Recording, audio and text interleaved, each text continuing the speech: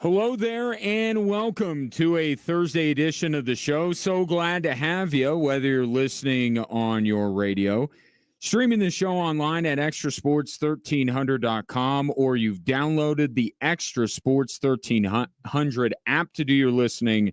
And that app, of course, is sponsored by Diversus Health, mental health and well-being for all. A veritable cornucopia of sports topics await you, and I love to get your thoughts at 719-247-1313. I am back in studio today.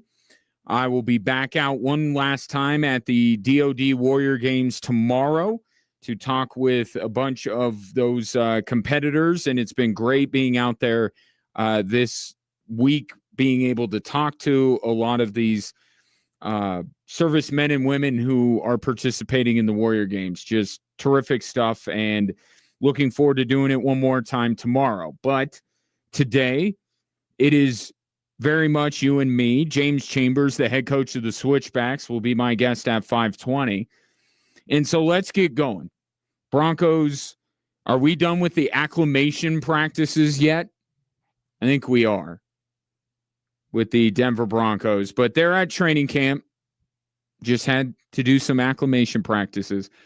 Talked about the Broncos and some of the things that Sean Payton said, particularly surrounding Bo Nix yesterday, but there was one thing that he had mentioned that I did not get the chance to yesterday, and I will right now. Here was Sean Payton yesterday. Kind of a long answer, but I think it's an interesting conversation that Sean Payton starts here. Well, it does a little, and in a good way. I mean, look, it's what you want. In other words, there are so many different ways it's met. You're playing on a national stage more, and there might be unique travel more, but that's what we're wanting. And we're not a finished product by any means. We're still, there's a lot of parallels to that building across the way here. We're still work in progress, and yet it's not the national expectations. It's just there was a belief a year ago, I think, by many of us internally that we had a team that could compete, certainly for an opportunity in the division and for an opportunity to get in the playoffs. And those standards and they can't be just high for the coaches or just that the whole group needs to see the opportunity and where we can go. And so look, that's what, when the whole thing started 2 years ago, this is kind of where we were hoping to be going into year 3. And it's exciting.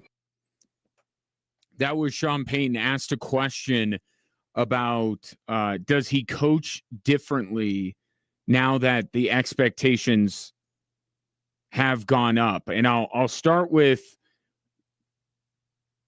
the bulk of what he said there.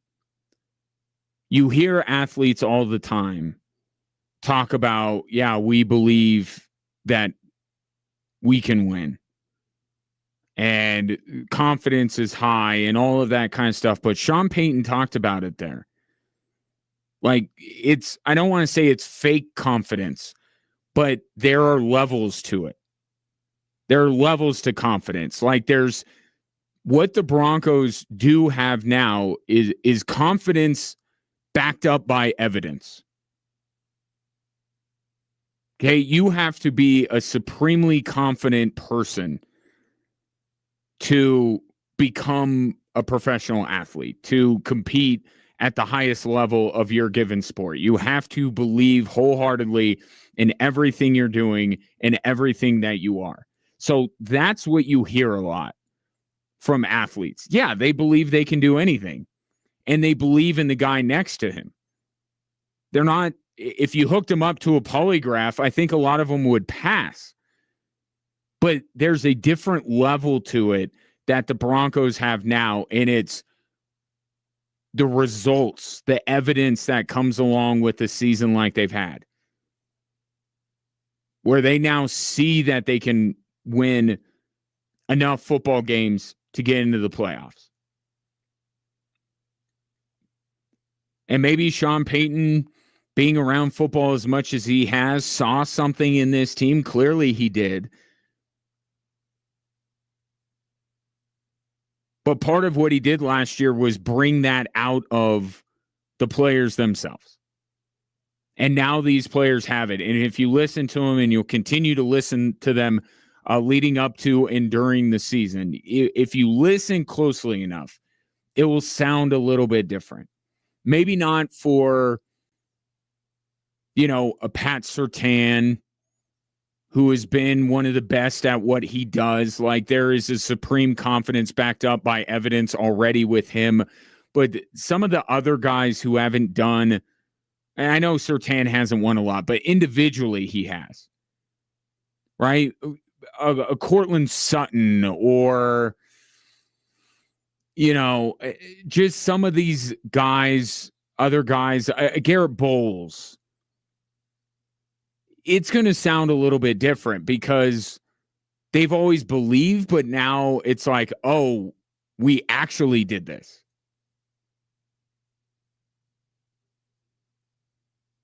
And Sean Payton there mentioning that this team is about right where he hoped they would be going in to his year 3. Now it gets really interesting from him. The one thing that kind of doesn't make it a true year 3 in a rebuild is the fact that Bo Nix is their quarterback.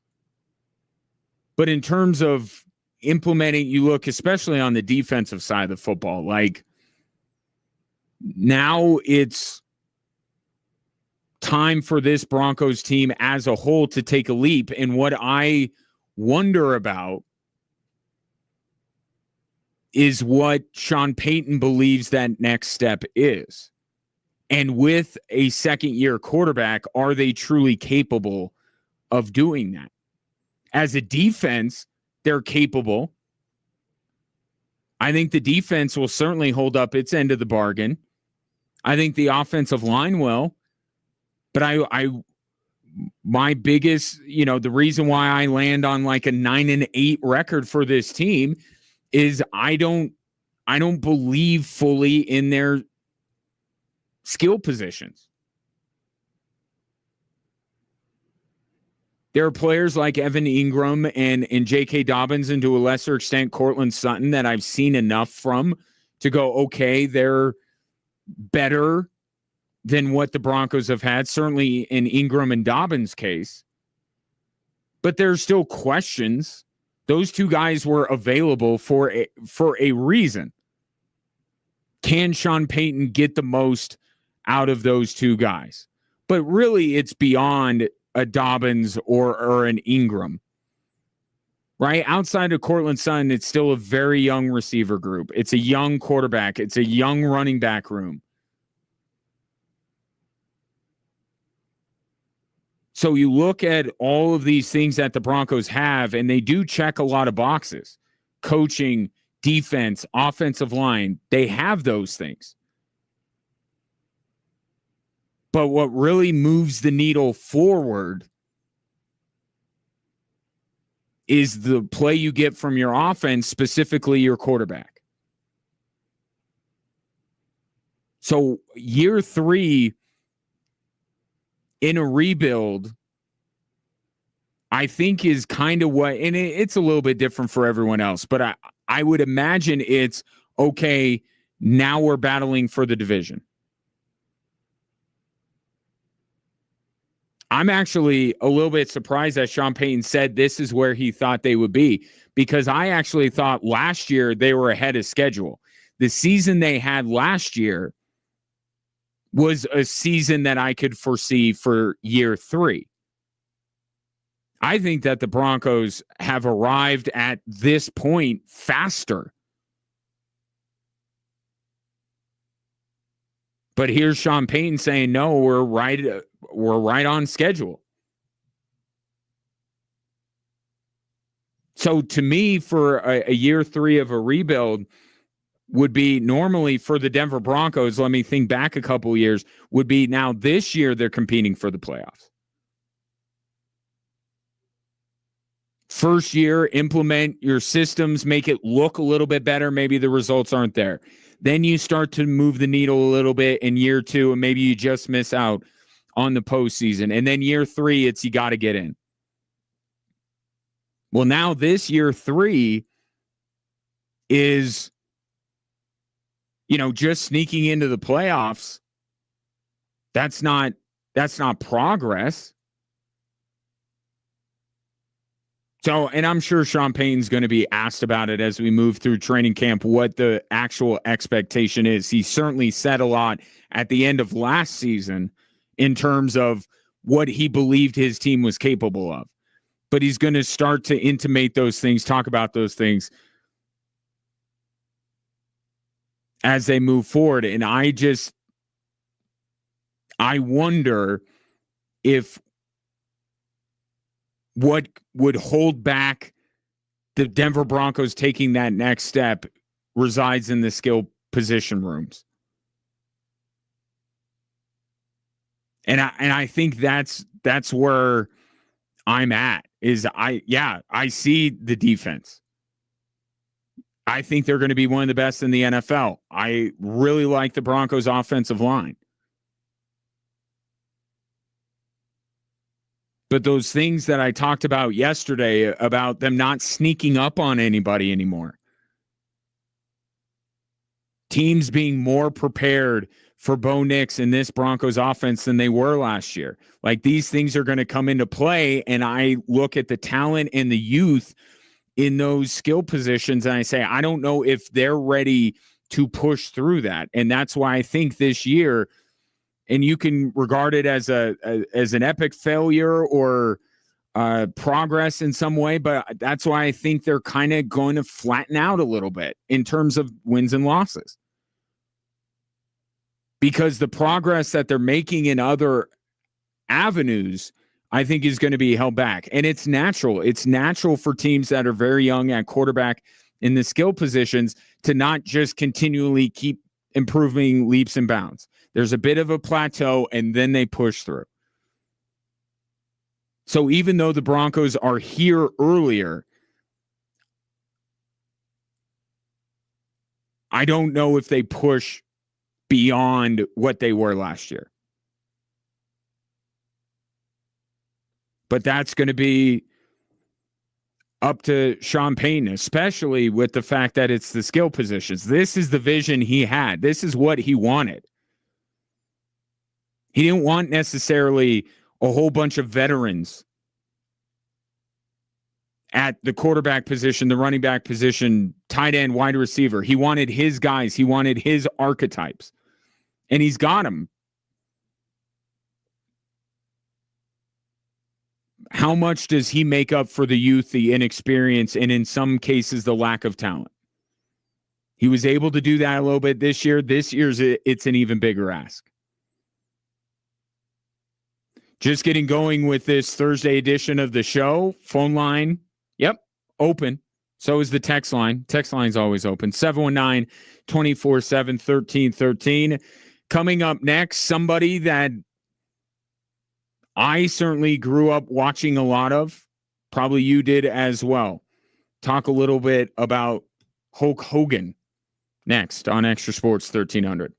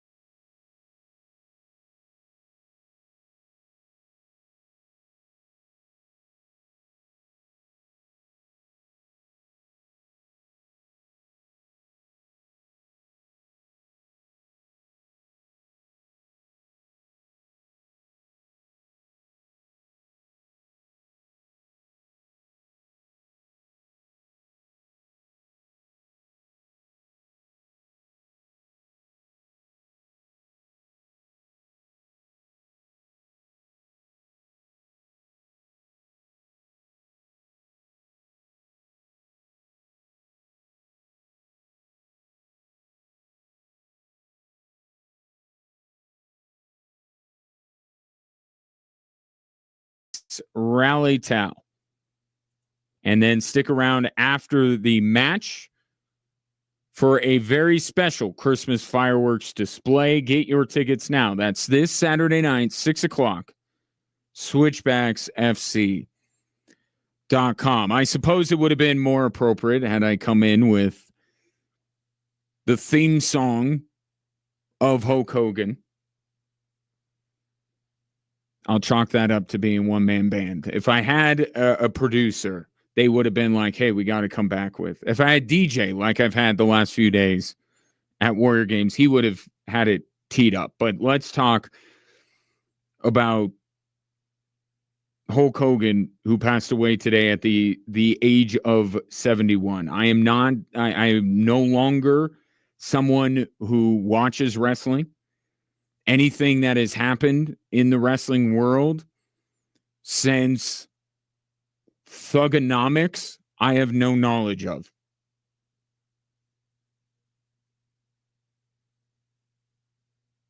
But I certainly grew up with Hulk Hogan, and I was big time into wrestling growing up, and any affinity I had for professional wrestling was because of Hulk Hogan. Because when I think about some of the seminal moments of my wrestling fandom growing up, Hulk Hogan is a part of pretty much all of them. What got me into wrestling was him body slamming Andre the Giant at WrestleMania 3. I didn't watch it live. I got a tape of it and watched it. And I became a big wrestling fan after that. And as I got older, my favorite wrestler changed. I would say all in all, I was probably more of a Rock guy. I would say for most of the time I was a wrestling fan, The Rock was my favorite wrestler. But even the two of them got intertwined at some point. But you think back and I'm like, man, some of my most vivid memories of watching professional wrestling, Hulk Hogan was a part of them. So there's WrestleMania 3. These are in no particular order, chronologically or in ranking of importance. They're just the ones that came to mind. So when he body slammed Andre the Giant. But if I were ranking them, that would be number one. Other ones that I thought of when I heard the news today, we're just talking about The Rock, WrestleMania 18. Icon versus icon. How that crowd just, they didn't know what to do with themselves. Like it would swing back and forth, and then the Rock bottoms Hulk Hogan, and Hulk Hogan starts doing the thing where he gets all riled up, and that just made everybody freak out. And then everybody was on Hogan's side, no matter where you came in. Going into that match, once Hogan did that, you were like, okay, yeah, Hogan, I'm on his side now. So WrestleMania 18, the heel turn, right? And I, with being a wrestling fan growing up, I was much more a WWE guy. I was not a WCW guy. I was certainly on the Raw side of the Monday Night Wars. I had friends that were big into WCW. They wrote me in a few times. I was a fan of Chris Jericho when he was in WCW. I know, kind of a weird guy to gravitate towards, but I was a Jericho fan.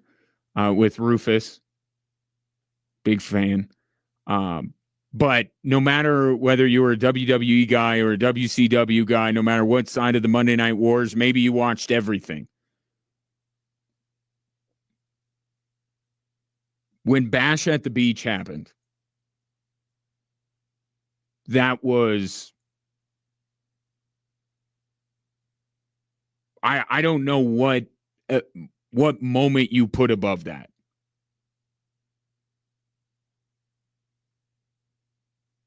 Right? Because so many people followed the same arc I did, right? WrestleMania 3, Hulk Hogan body slams Andre the Giant, and he's a freaking superhero. He's an all-American guy and all of this kind of stuff, and just had the best persona. And for him to do what he did, to turn heel like that and leading way to the NWO, forever changed wrestling. And when that happened, I was heartbroken. It literally broke my heart that Hulk Hogan did that. But you look back and I think appreciate, certainly now more, when you're a kid and you watch that happen in 1996. So I was like 11 years old. I did not appreciate it then. I did not understand what I was watching. But now as I'm older, even though I'm not a wrestling fan anymore, I look back at that and just the stroke of sheer brilliance that was. And what a huge boon that was to WCW. Because I'll tell you one other aspect of WCW, one other group in WCW that I would tune in for was the Wolfpack.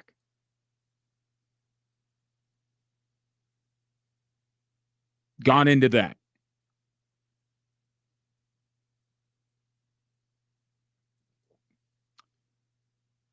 And this is not, I don't know that this belongs with the others because I have a bigger point about the three, but I'll just throw in the other moment that I thought of, and it's just because being a sports fan and my favorite basketball player growing up was Dennis Rodman. 1998, Rodman, Hogan versus DDP and Karl Malone. I had the t-shirt. I was very much into that. But that was just my own personal, because of my affinity for Dennis Rodman. And even though it broke my heart what Hulk Hogan did to turn heel, I still never really hated him. I wasn't a fan of the NWO, and I would root for them to get beaten. And like I said, I was much more on the side of, Kevin Nash and Scott Hall when they were in the Wolfpack. I was on that side of that fight. But I never truly hated Hollywood Hogan. And there was a moment for me to be able to root for him again in that match. But taking the other three, because I think you could look at WrestleMania 3 body slamming Andre the Giant. You could look at the heel turn in the birth of the NWO, and you could look at that match at WrestleMania against The Rock and hold those up as three of the biggest moments in wrestling history. And we do this in sports, especially this time of year. Is there an argument to who the GOAT is in professional wrestling? You may like others more. Maybe the heel turn made you hate Hollywood Hogan for the rest of your days as a wrestling fan. But is there really any doubt, as great as The Rock was, and again, that was more my guy when I was a wrestling fan. And then when John Cena came in, I became a fan of his. And then this must have been a couple years into college. Like, it just drifted away from wrestling and have never returned. And my sons have given it a try. They're not really super into it. My youngest likes John Cena, but they like John Cena, the actor, more than the wrestler. So my kids haven't really gone into it. I thought maybe that would be that they would rope me back into it, but they're not really into it. So maybe I'm lacking some knowledge on this. And I'll admit that. So you can text, call in 719-247-1313 because there is a chunk of wrestling history that I know very little about.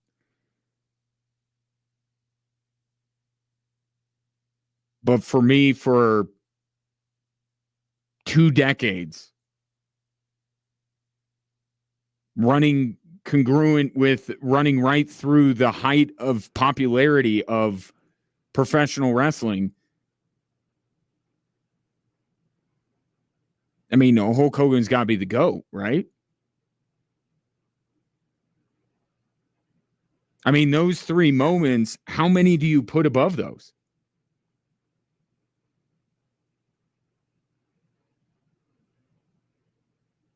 And the impact that made on professional wrestling. Like, I don't know that you could put anybody above it. Undertaker, if we're doing the Mount Rushmore thing, Undertaker would be in that mix. The Rock would certainly be in that mix. Maybe John Cena over the years has crept onto that. But for me, Hulk Hogan would be number 1. He'd be the GOAT. So sometimes, and I'm not saying this to be callous or anything, but, Ozzy Osbourne passing away the other day, I don't feel quite the connection with Ozzy Osbourne that I do Hulk Hogan. I didn't grow up listening to Ozzy Osbourne. I grew up watching Hulk Hogan. And Hulk Hogan and professional wrestling were a big part of my childhood. So when I see news like that today, that's why I'm not one of those people who every time, somebody famous passes away that I feel like I have to talk about it because it'd be dumb. Why would you wouldn't want me to talk about Ozzy Osbourne? You may want to. That may have hit you, but Hulk Hogan does for me. So I'm here for it. If you want to have a discussion about Hulk Hogan, the memories, the impact, the GOAT conversation, I'm here for it today. 719-247-1313. Coming up next, we'll get back to what is our normally scheduled programming. And the question I have for you, because this has come up in the last couple of days, does it matter what team practice facilities look like? Because clearly, to one now former member of the Denver Nuggets, it means a whole lot. That's next here on Extra Sports 1300.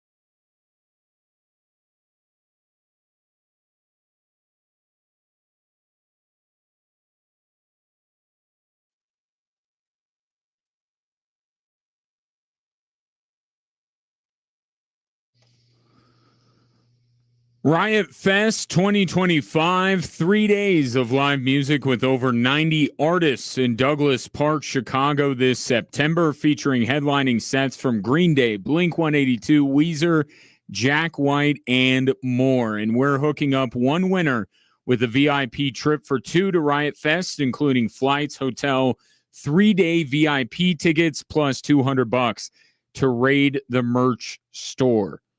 All you need to do to enter is text the national keyword ALL to 95819. That's ALL to 95819. And make sure you're listening all day tomorrow and all next week for more chances to enter. And you can keep entering. So don't think your job is done just because you text ALL to 95819. There are more chances. So, more information, by the way, rules, details, all that good stuff. Extrasports1300.com. Aaron called in during the break talking about Hulk Hogan, and we were discussing the theme song, right? Real American, and the fact that he would go up against Iron Sheik, and he would go up against a lot of wrestlers that were actually from places not America, or they were made out to be that. But I think that part of the impact of Hulk Hogan is that he was one of the first to craft like a really sticky persona. And certainly it was the most effective, right? The most visceral was America versus communism.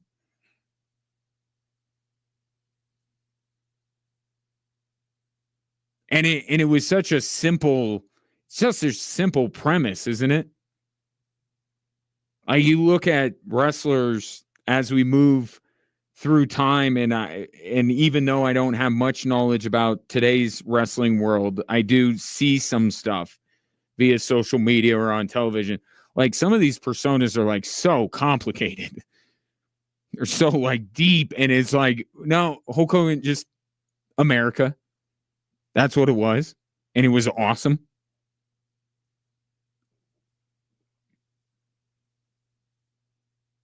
And with the success of that persona, I think that professional wrestling started to invest a little bit more in that. Like, let's craft the stories, let's craft the personalities. And then, to me, it all kind of came to a head and was at its peak during the Attitude Era of Raw. There were some unfortunate things as we look back, and wasn't the greatest, but just in terms of storytelling and personalities, and that was the peak, and Hogan was a part of that, obviously, even if he was with the other company during that time. So I'll take your thoughts on Hulk Hogan, 719-247-1313. This little subject has come back up over the last day. And I promise you, deep within the Nuggets and Avalanche community, this has always been a conversation, especially amongst people who cover those teams. Training facilities, practice facilities. So there's a video going around where Michael Porter, who's now rekindling his Curious Mike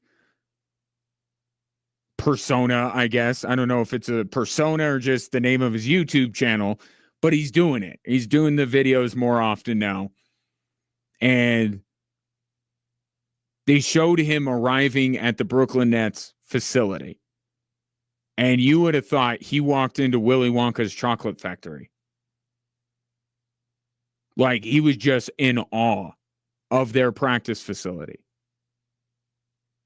Which, it happens. There, some are nicer than others. But where he was coming from, I mean, he might be going from the bottom to the top.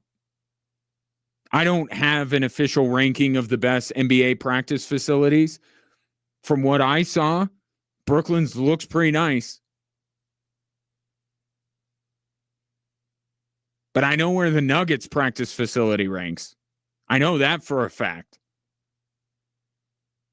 And the comment from Michael Porter that is creating waves is that he remarks, it's not like, being able to see the city from outside the window or any like AI, whatever, voice activate. It's not any of that stuff. I don't even know if Brooklyn does. The thing he was most impressed by was the fact that they have not one, but 2 basketball courts within their practice facility. The simple things, right? It's the simple things in life. It's not that, they have a hologram of him when he arrives. It's that they have 2 courts. And the fact that the Nuggets have 1. This has been talked about for a number of years, and we can rope in the Avalanche with this. You walk outside the practice rink for the Avs, and you can get on a little merry-go-round at the Family Sports Center. It has long been discussed about how these 2 teams live in relative squalor when it comes to their practice facilities compared to their peers.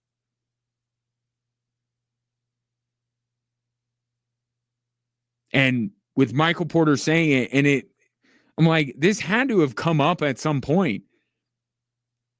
But it doesn't, because when's the last time a member of the Nuggets as prominent as Michael Porter went elsewhere? I mean, they've had the same core for years. Aaron Gordon was the last to arrive. And then there are role players that come and go. Nobody's following Mason Plumlee's YouTube channel. So I don't know. Maybe he's remarked about some of the practice facilities he's gone in, but nobody would care. Michael Porter is the most significant Nuggets player to leave since Carmelo.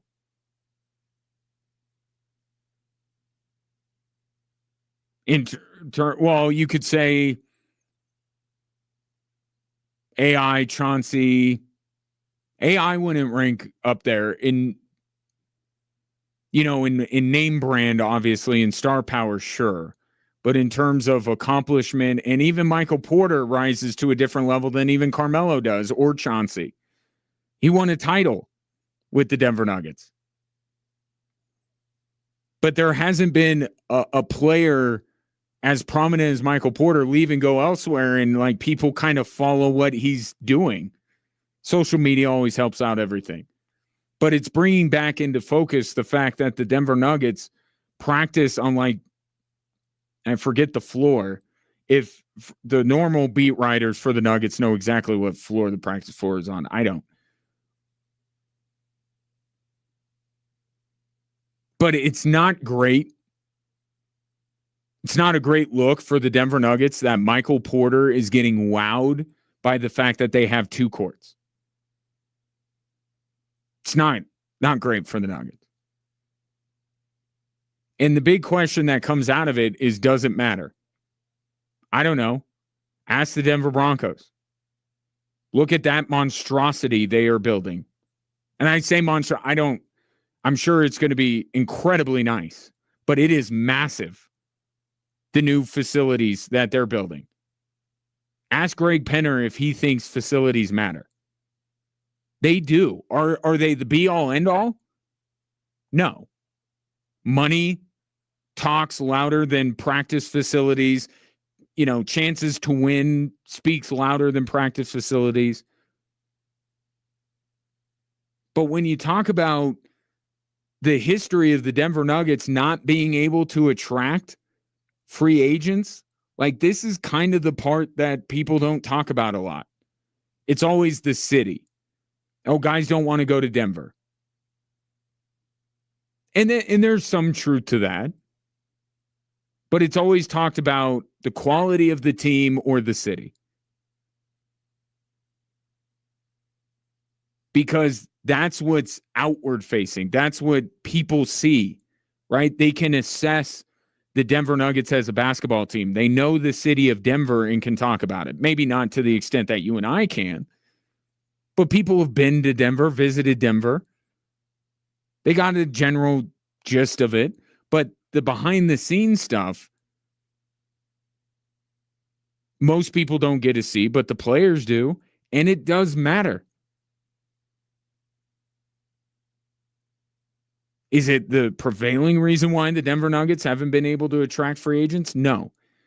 Has playing at the Family Sports Center hindered the Colorado Avalanche significantly when it comes to attracting free agents? Not that I've seen. So I don't want to overplay the impact of this, but I'm seeing people saying this isn't a big deal or this is nothing. Like, no, it's something. And guys in the NBA have talked about it. It's come up. And it should.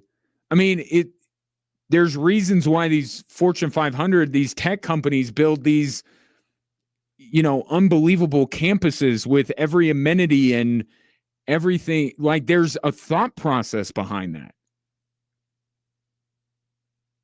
And think about your own work.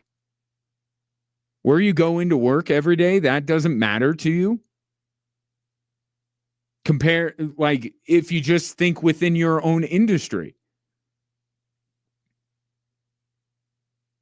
I like the facilities that I arrive at every day, but if I went to, I don't know, like LA or New York, and I walked in and there might be amenities I'm not even thinking about that I'm like, wow, that would be amazing to have at my workplace.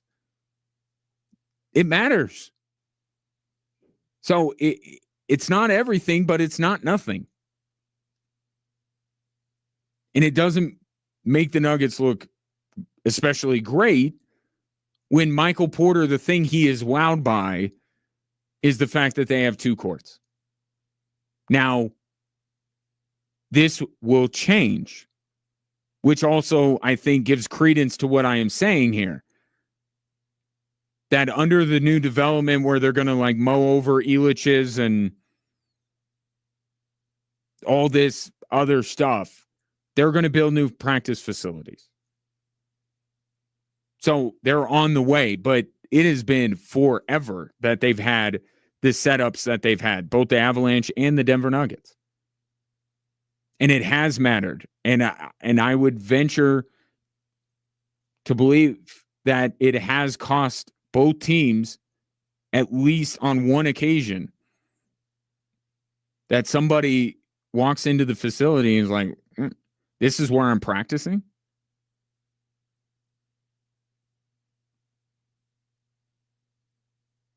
Matters. I mean, just look at Michael Porter's reaction. And that whole thing, him being in Brooklyn, is going to be fascinating.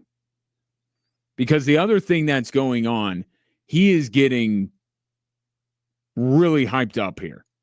Have you noticed this? Now, Michael Porter had mentioned when he got traded that this was an opportunity. He felt like he had plateaued in Denver. And going to a team like Brooklyn would allow him to open things up a little bit more, to push himself a little bit more as a player. And I think that he's 100% right. And I've talked about it. The Nuggets, because they weren't supposed to have Michael Porter.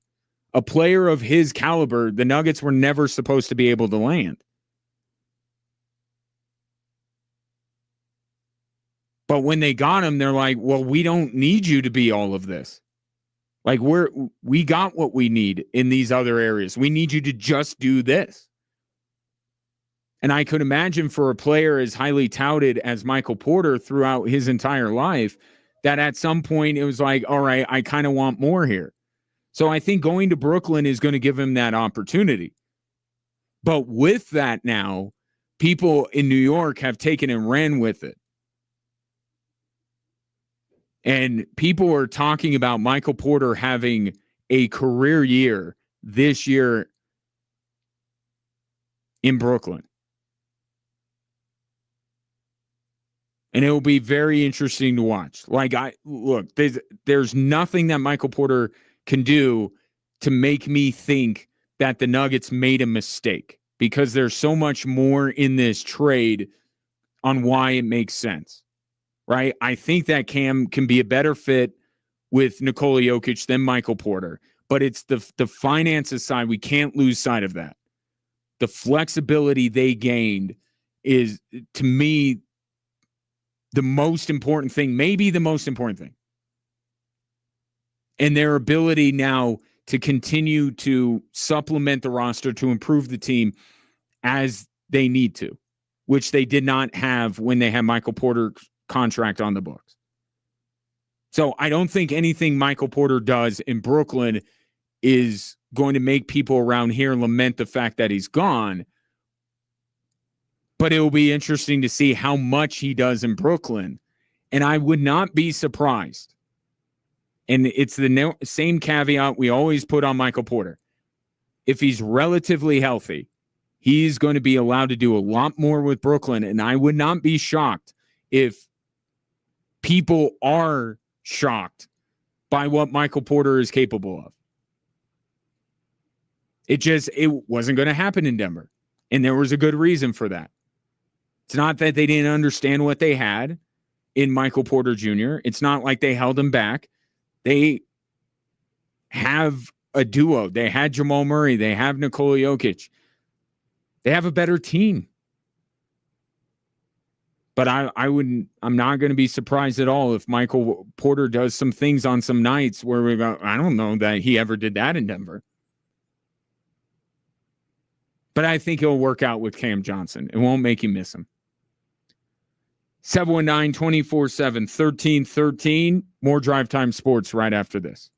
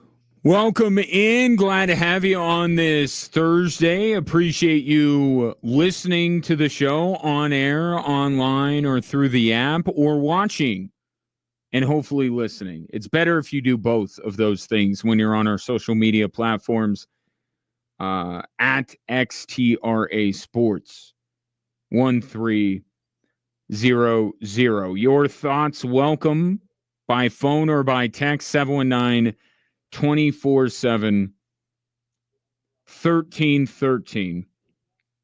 One of the big stories of the day that is sports adjacent is the passing of Hulk Hogan. Was talking about the impact he made in wrestling, but also the impact he made on me as a wrestling fan when I was a fan growing up. And got a text in saying I shouldn't be praising or celebrating, I think maybe was the word, Hulk Hogan because of, and I know they didn't mention it, but I know what they're getting at. This is one of those classic, can you separate the art from the artist?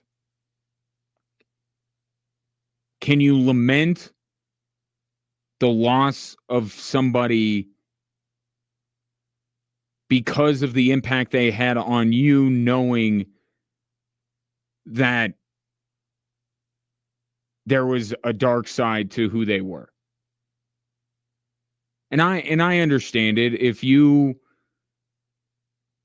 have followed Hulk Hogan, like there are some things that, and look, Vince McMahon, so like the documentary, now it hits a little bit different just because one was beloved as a wrestler and the other one was pretty much hated the whole time. But you still, patron WWE, and you still supported that company knowing what Vince McMahon did. I never put that on people that, how dare you? And I'm not saying that that's what the texter's saying, how dare you? But I think they were just saying, like, look, Hulk Hogan wasn't a great dude, it turned out. Or certainly later in his life, he wasn't a great person. And I understand that. If you are somebody that can't separate the art from the artist, so to speak, then that's fine. I am only speaking to, I don't know Hulk Hogan. I've never met him. All I am talking about is his place in wrestling history and the impact that his character in wrestling had on me as a kid.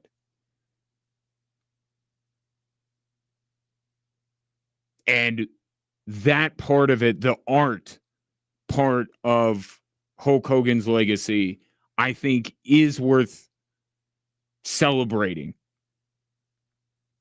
But I get it. It's complicated. And, there have been other situations, especially with, musicians, but we even deal with this currently in sports. Do you have a player on one of your favorite teams that has been arrested for domestic battery? Do you have to stop liking your favorite team because they're on it? Can you celebrate what? I'll give a example from my life. Tyreek Hill. Am I not supposed to get excited when Tyreek Hill scores a touchdown for the Chiefs because I know what he's done in his personal? I think that if you can, then more power to you, and maybe you're a better person than I. But it's like the guy's wearing my uniform. I don't love it. I tell you, it's a little bit easier, although, with Rashee Rice, like stuff comes up. But it is a fascinating question, right? When it comes to your fandom, whether it's in sports or professional wrestling or music, And I am sure my colleagues who talked about Ozzy Osbourne the other day, I don't know that he has the baggage that a Hulk Hogan does, but I'm sure for those who are up on Ozzy Osbourne's life, maybe there's stuff there. I don't know.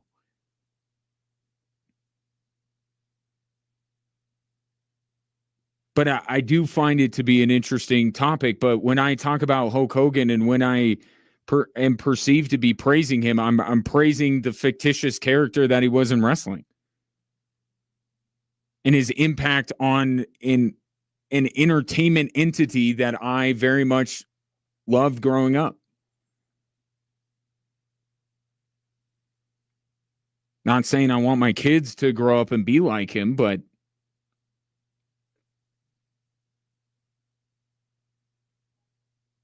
it's the art. It's the art of Hulk Hogan that I'm talking about today. And I think that's usually where these conversations go. Unfortunately, so in many ways, to the texter's point. Unfortunately, there are too many people that we very much enjoy their art and turn out away from that art, and you're like, oh gosh. And Hulk Hogan's one of them. Like I'm with you on that, but what he was as a wrestler, the persona, that brought me a lot of joy as a kid. And so as he passes, I suppose I'm thanking him for that. Take your thoughts at 719-247-1313. That actually leads into another story today. Personal lives. Excuse me.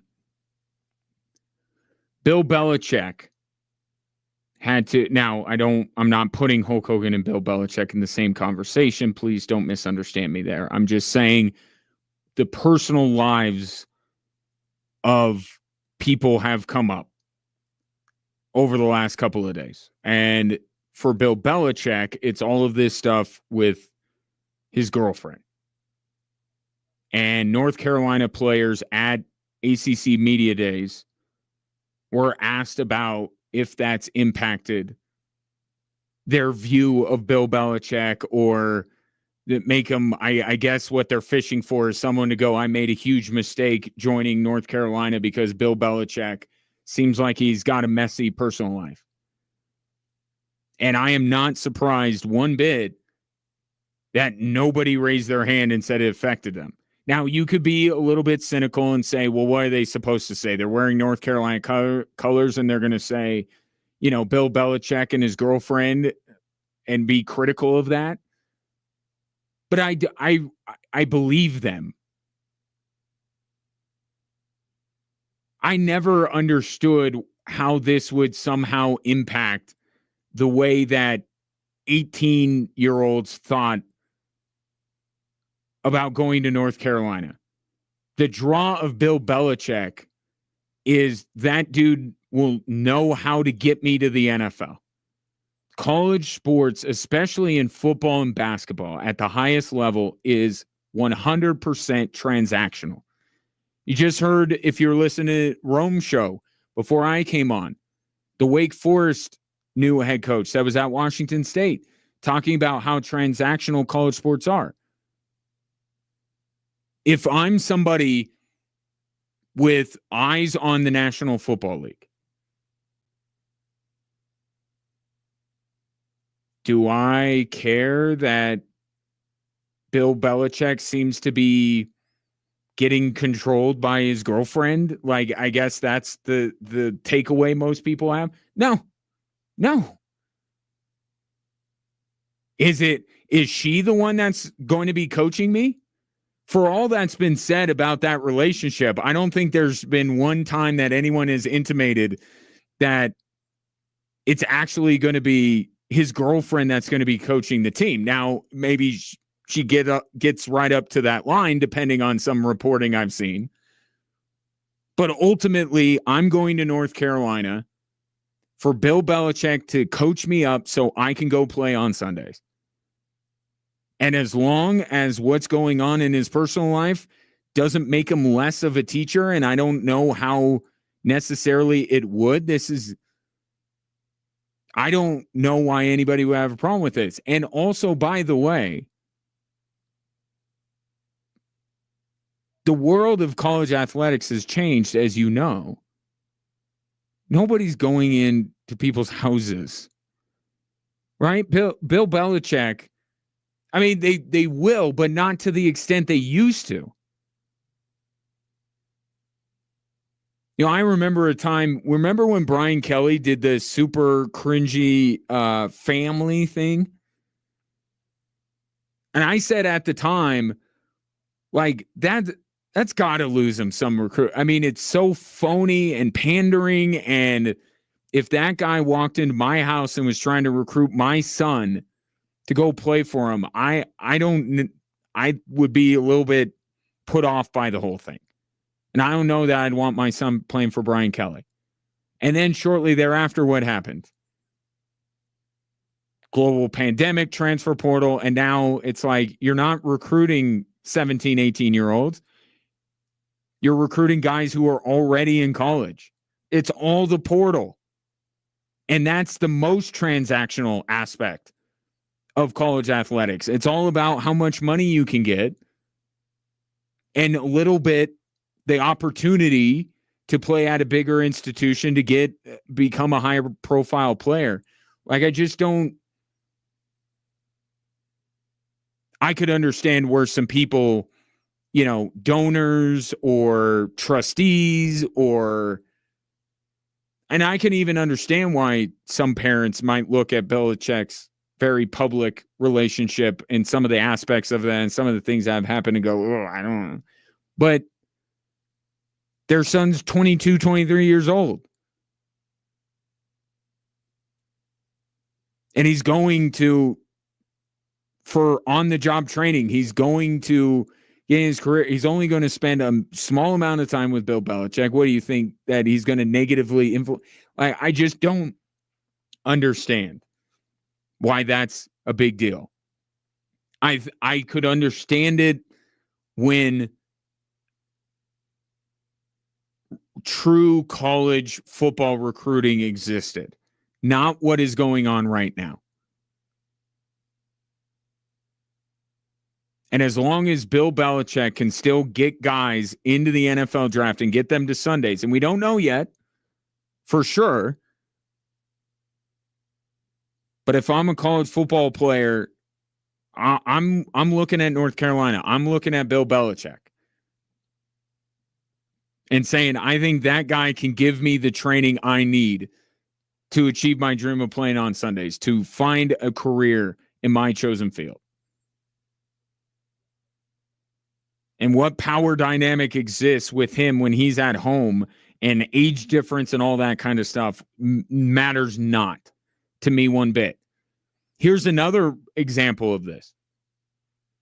So a little bit different. It's Deion Sanders' personal life, but it's nothing like what the Bill Belichick conversation is, the health issues that Deion Sanders has had. He's been away from the team. He's been off the recruiting trail. And reports are that it hasn't affected CU recruiting at all.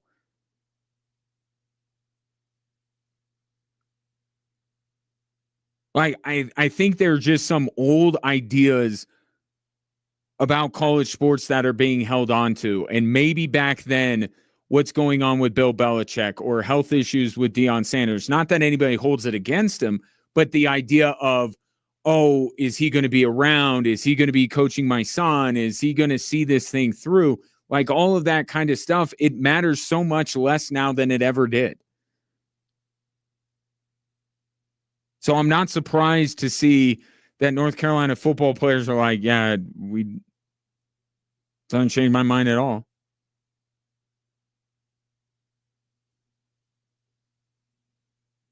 I think some of them might be quite impressed with Bill Belichick in his current situation. Maybe not every aspect of it, but just the pull there. Just it's an antiquated. They're not going in the home, sitting on couches like they used to. It's the portal, and it's transactional. Can you get me to the league? And I think there's a feeling that Bill Belichick can. I think it's going to work. Now, to win national championships, it's the same thing. I would apply to North Carolina and Bill Belichick the same thing I apply to CU. I don't know that Deion's going to win a national championship at CU. I don't think he will. And I don't think Bill Belichick's going to win a national championship. I don't think that either is going to build a college football powerhouse. But is it going to work in terms of getting support, financial support from the community? Yes.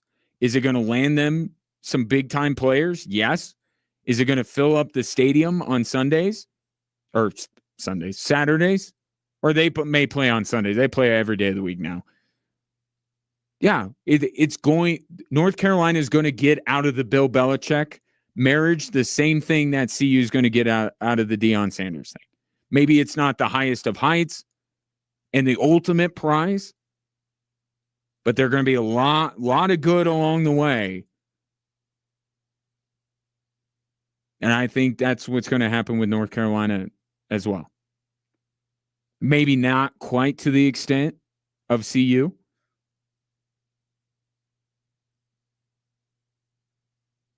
I think it'll be beneficial for North Carolina, especially now that the lead up to the season, a lot of this stuff with Bill Belichick's girlfriend is going to, I think, matter less as we get closer to college football season. It already has, right? How long ago was the CBS interview? 719-247-1313. Take your thoughts on that. More Drive Time Sports after this.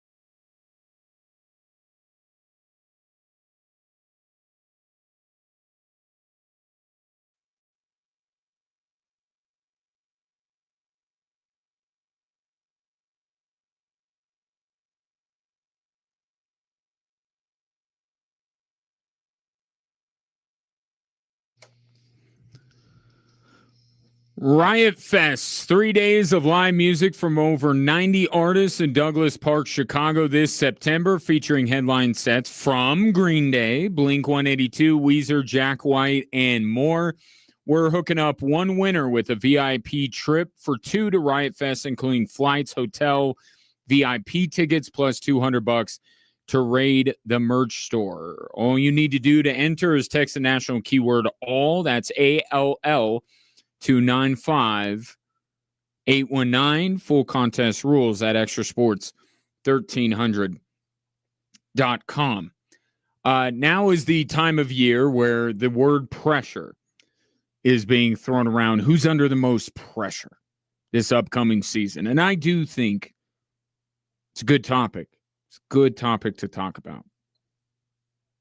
As I look at the Denver Broncos, as much as I talk about how I think Bo Nix is going to take a little bit of a step back this year, that I think ultimately the Broncos finding out that Bo Nix is not their next great franchise quarterback, I think that day is coming.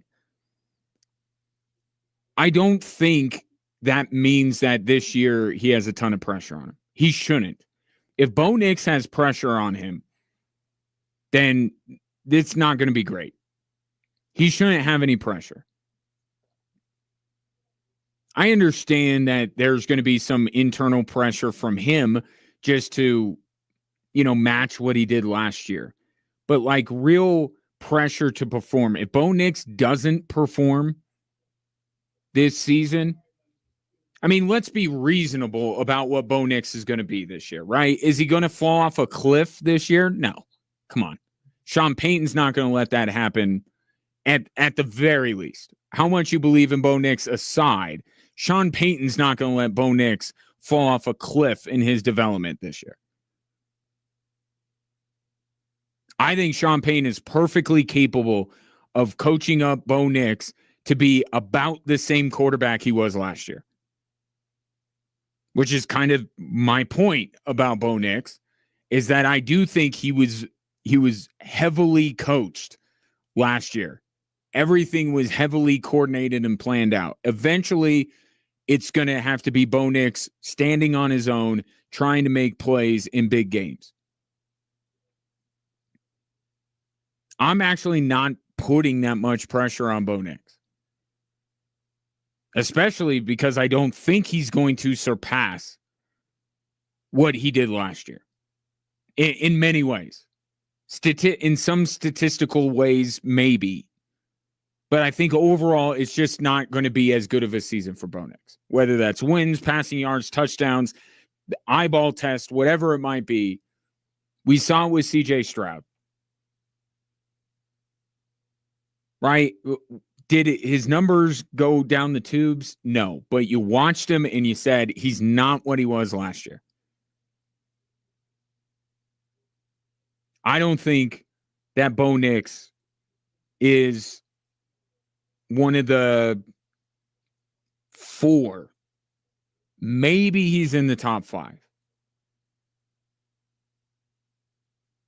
I think if more people would get on board with the way I see this Broncos season, I think there would be very few people in that organization with any pressure on them. But that's what it is, right? It's all about the expectation. If you expect the Denver Broncos to win 3 more games, to win the AFC West, to do this, to do that, then yeah, that creates a lot of pressure. I'm actually not putting that much pressure on the Denver Broncos. I'm expecting them to regress in many ways. And then next year is when I'm going to be like, all right, it's time for Bo Nix. It's time for Sean Payton. It's time for this team to pop, or it's not going to happen. But I think other people that cover the Broncos or follow the Broncos are the ones that are putting pressure on because they expect the Broncos to exceed what they did last year. I'm not one of those people. So I have kind of a hard time finding Broncos players that I would say have pressure on them or a significant amount of pressure. I'll tell you the guy who I think has the most pressure. And it was placed on him by none other than his head coach. Evan Ingram is the player on the Denver Broncos that has the most pressure on him. Because Sean Payton himself said, this is the one thing I need. I need a joker. And then they sign Ingram, and Ingram immediately tweeted out a gif of Heath Ledger riding in the back of the cop car on Dark Knight. I think that was the one he used. He certainly used a Heath Ledger Joker gif when he signed. That's the guy with the most pressure because he's supposed to unlock and unleash this Broncos offense. If the Broncos offense as a whole starts to regress, I think in a way that no other tight end in the league has, I think he's going to be blamed right along with Bo Nix.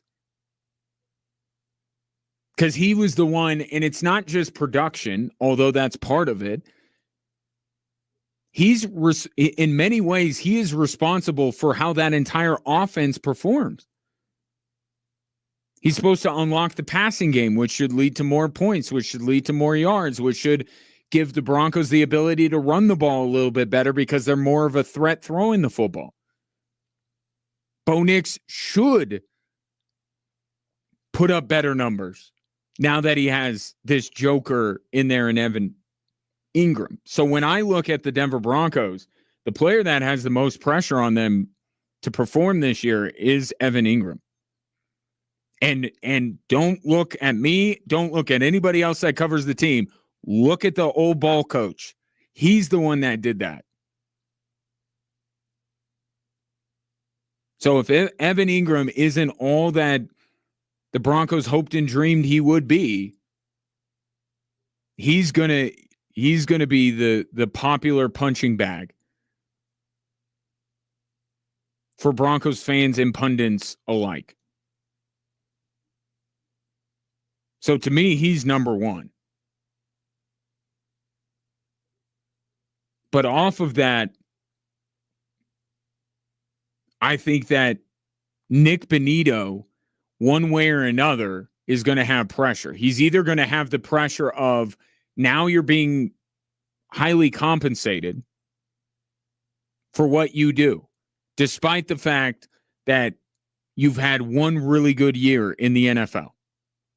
Now you're being paid like you've had more than that. Even though the nuance is getting lost because the Broncos really, in Nick Bonitto's case, are paying him based on what they think he can be.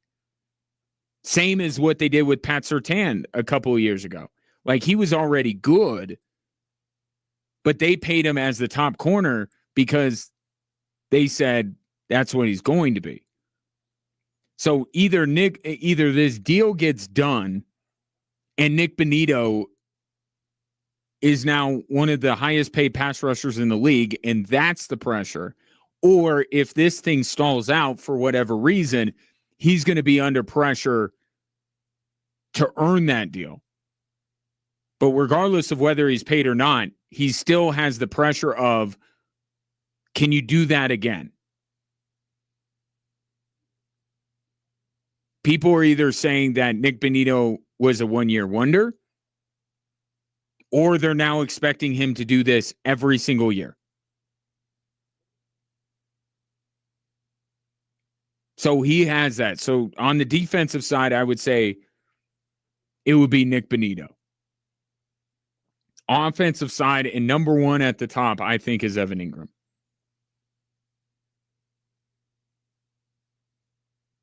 I think that Zach Allen has a fair amount of pressure on him for some of the same reasons that Nick Bonitto does.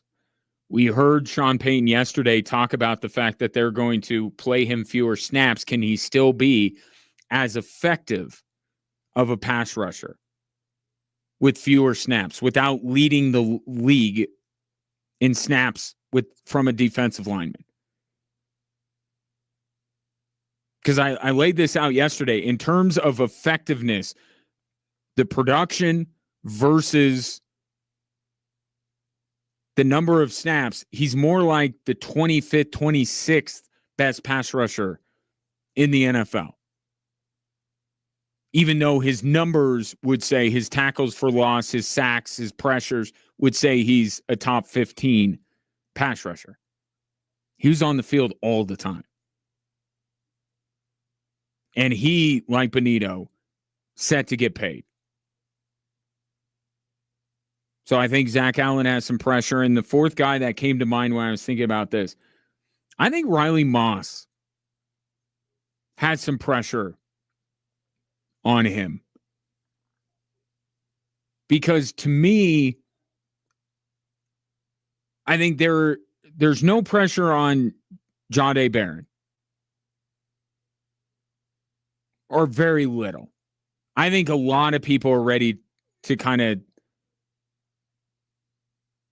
give him a bit of a pass. And I say that knowing this is the NFL and we get, we hype up everything. Maybe there's a time where Jahdae Barron is in the crosshairs of angry Bronco fans or angry Bronco pundits. But given the way that this defense and especially the secondary are being talked about, I think Riley Moss is the guy with that pressure. I think Vance Joseph is going to employ Jahdae Barron in a way that will protect him, that will insulate him. And I think it's part of the reason why it's such a great fit for Barron to be on the Denver Broncos is because he's insulated. He's not being asked to be CB number one. In fact, in many ways, he's third on the depth chart. I think Riley Moss, this is a year where he's got to take a step in order for this secondary to be what many have hyped it up to be. Because we know no teams are going to be like, hey, let's throw at number 2. They're going to do that even less. So Riley Moss is going to get picked on. And Sean Payton talked about this last year. When you're playing opposite Pat Surtain, which is what it looks like Riley Moss is going to do, you're going to get picked on a lot. But the expectation is that the Broncos are still going to be able to perform. They're not going to be able to be picked apart. You're not going to see the game that maybe T. Higgins had late in the year. And I think the guy that has that pressure is Riley Moss. So there are a few names out there. I certainly don't think that any of them, rise to the level. I wouldn't put any Bronco on any top 10 list. I mean, you look at Justin Herbert, you look at Trevor Lawrence. There are a lot of other guys across the league that have far more pressure on them going into this season than anybody I just named for the Denver Broncos. But if you look at the Broncos, I think that's the list. And I would put Ingram at the top, Benito right behind him. And then I also think Zach Allen and Riley Moss have a fair amount of pressure on them going into the upcoming season. I'll take your thoughts. Which Bronco do you think has the most pressure on him going into the season? And we'll open it up NFL-wide. I think it's Trevor Lawrence. I think there is no singular player in the NFL that has more pressure on him this year than Trevor Lawrence. Justin Herbert is a good answer too, but I would go with Lawrence. Take your thoughts. 719-247-1313.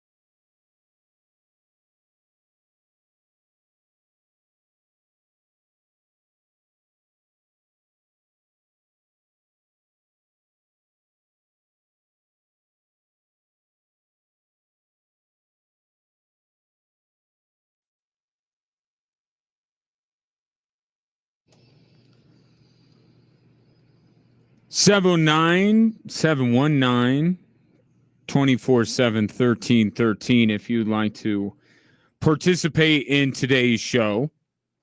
Let's check in on some former members of the Broncos organization, shall we? There's a couple that are in the news today.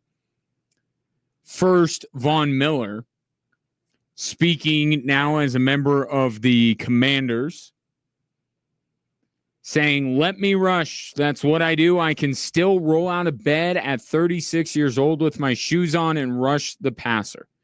I can do that right when I wake up fresh out of sleep. I love rushing the passer." Yes, but can you do it every Sunday for the majority of the game? Can you keep rolling out of bed with your shoes on? Like, I think that's the bigger question with Von Miller. I think he has the ability to get to the quarterback. I'm questioning the frequency in which he can get to the quarterback at this stage of his career. And that's what he needs to prove in Washington. But when the Commanders find themselves in a big game, whether it's the regular season or the postseason, and they need someone to get to the quarterback on a crucial third down, I think Von Miller will be able to summon whatever he needs to summon to do that. That's what the Washington Commanders got him for. Not to be, 15 sack Von Miller. Just when we need you, when we need a big, they're counting on Jaden Daniels to do a lot of the heavy lifting through much of the year. Apparently without Terry McLaurin, which is a bizarre thing to me, why Terry McLaurin hasn't been paid yet. Apparently they love Jaden Daniels so much that they think he can produce without one of the best wide receivers in football. But that's their issue that they got to work out between now and the start of the season.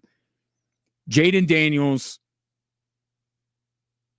and the Washington offense, assuming with Terry McLaurin in tow, will still do a lot of the heavy lifting for Washington. This is not suddenly going to be a team that dominates defensively. They will look to outscore teams all throughout this season. And why they have Von Miller is, one, they don't really have a lot of guys that can roll out of bed with his shoes on and rush the passer. So there's a definite need there.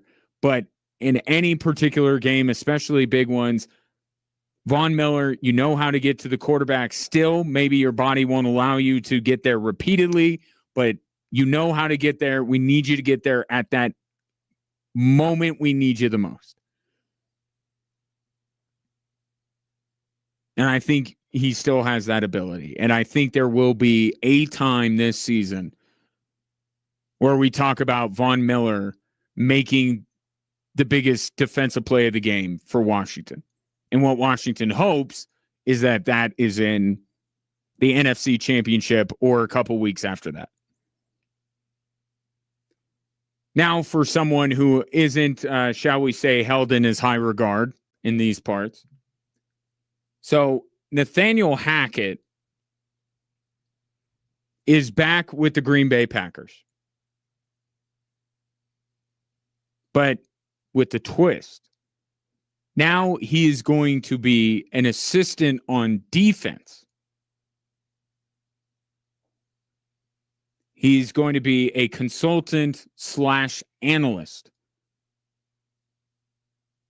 A canalicist, if you will. For fans of Arrested Development will get what I was trying to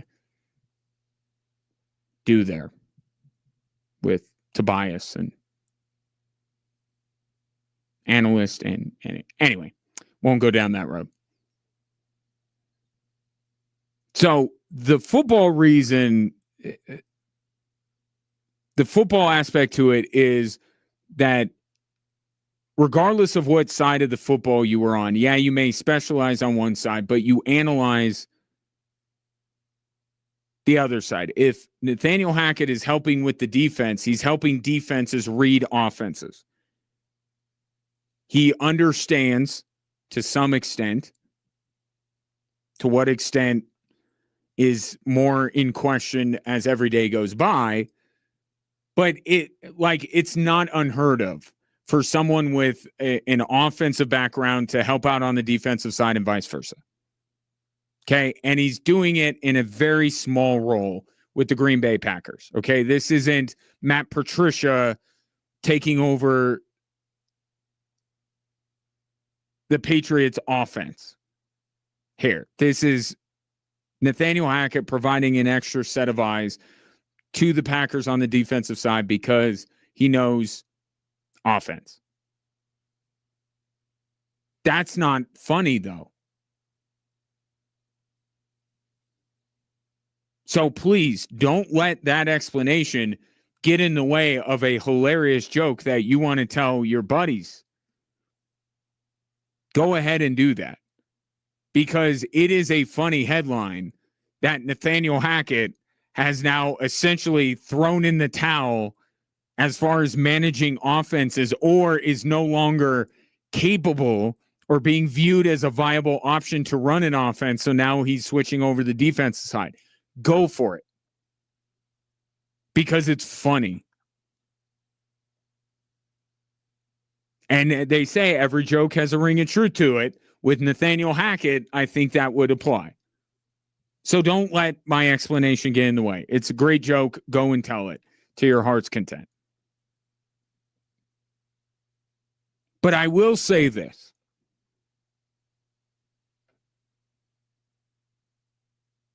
Relationships matter. Just here's the life advice portion of the program.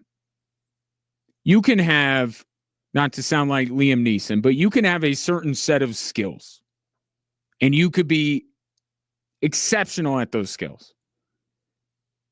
If you don't have relationships with people in your field, you're not going to get that far.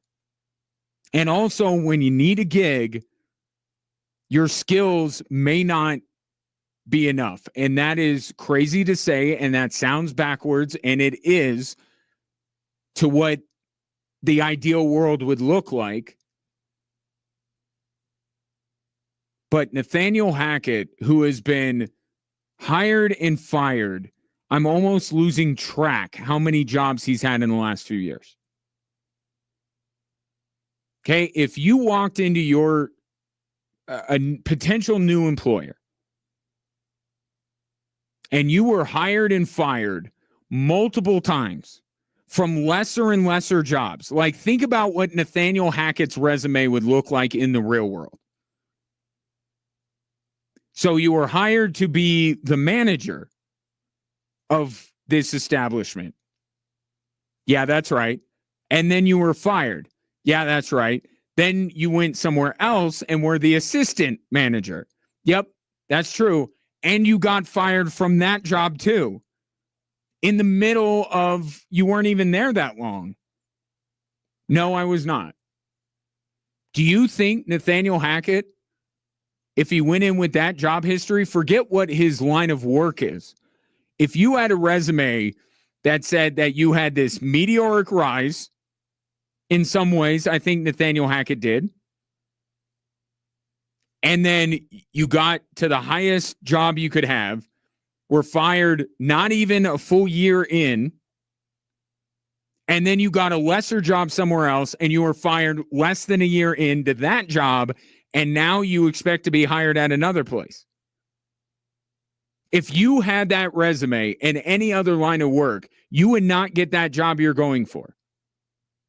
They would think that there is something significantly wrong with you, or you're some kind of criminal that you keep getting caught stealing or something.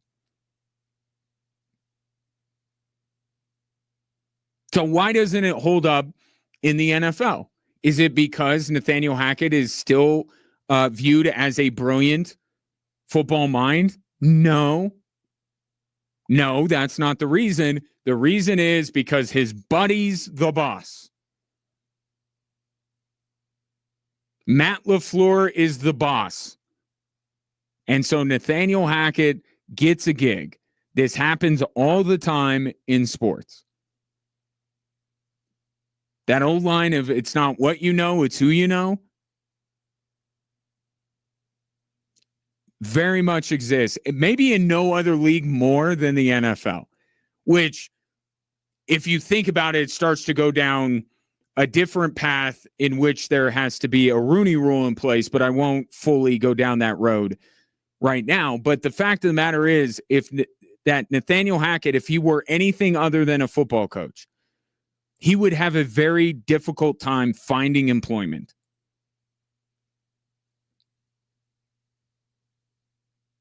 But if you think about what Nathaniel Hackett is, like, he's had some success other places, but his career arc, for as long as most people can remember, is all based on his relationships. He's not the head coach of the Denver Broncos if the Broncos weren't trying to get Aaron Rodgers. And I'm telling you, that was the reason. Why did he end up an offensive coordinator with the Jets? Aaron Rodgers. Why is he back with the Packers? Matt LaFleur. And the reason he's not in Pittsburgh is because Aaron Rodgers signed off on him getting fired in New York.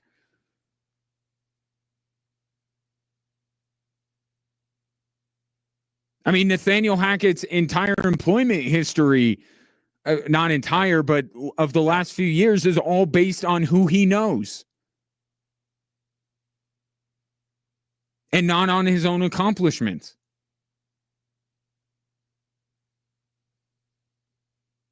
I mean, good on him. Maybe if I was a better human being like Nathaniel Hackett, maybe I would have the safety net that he clearly has in his career. I do not. So I got to work pretty hard at what I do because I don't really have great relationships with people. Nathaniel Hackett, good guy. Say what you will about him as a coach. Good guy, good human being. Has friends in high places, and it keeps him gainfully employed. For now. 719-247-1313. The three stories that are driving the show coming up next. To avoid a sweep.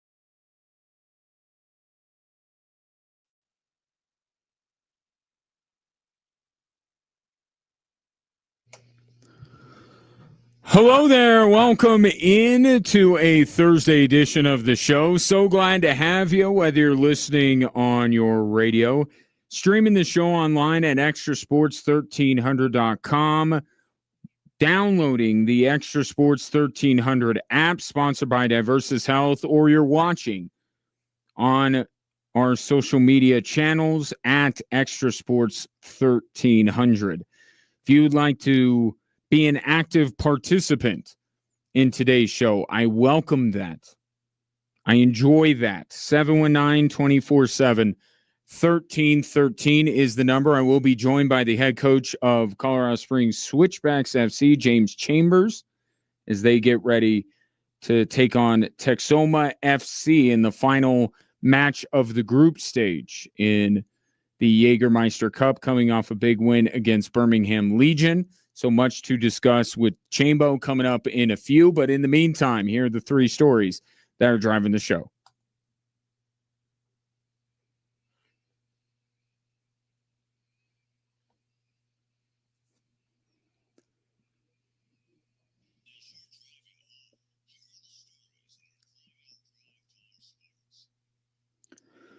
All right, story number one, things a bit different this time around at Broncos training camp. Here's Sean Payton. Well, it does a little, and in a good way. I mean, look, it's what you want. In other words, there are so many different ways it's met. You're playing on a national stage more, and there might be unique travel more, but that's what we're wanting. And we're not a finished product by any means. We're still, there's a lot of parallels to that building across the way here. We're still work in progress. Sean Payton raising expectations, or acknowledging that they are raised, but still trying to keep the train on the tracks. That's the way I kind of read that quote from him, because he has been somebody that has not shied away from expectation, has placed high expectations, and so far he has been right pretty much every step of the way, albeit in just a couple of years' time. But I think he understands how the hype train can derail quite quickly. So what he has to strike is the delicate balance in training camp of, yeah, we want that smoke. We're going after Kansas City. We're trying to win the division. We believe we can do it. We can improve on what we did last year, while at the same time acknowledging that, especially at the skill positions, they have some guys that are very raw. They're very green. And you saw it last year, because the Broncos were very young last year. The two types of games that the Denver Broncos did not succeed in: close games, games against elite competition.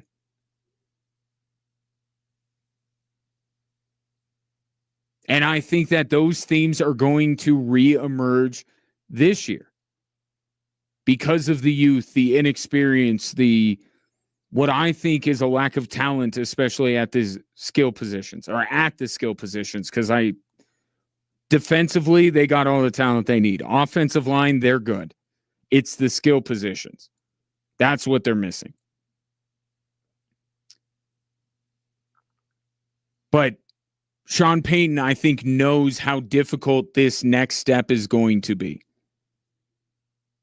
to actually be a contender for anything other than the last playoff spot in the AFC, which isn't saying a ton.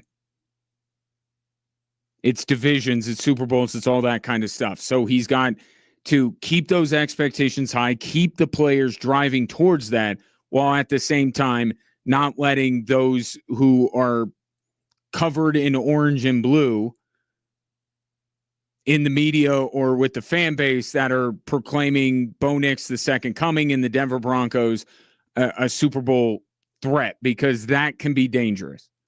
What's that? That's rat poison, according to Nick Saban. So you're going to hear that. That's going to be a theme.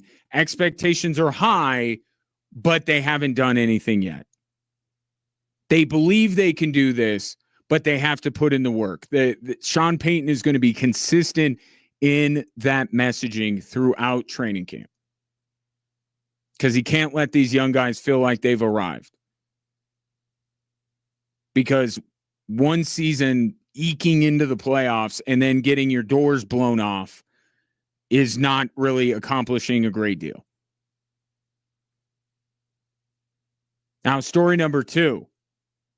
Seems like the split between the Denver Nuggets and Michael Porter is working out for all parties involved. Nuggets are happy with Cam Johnson.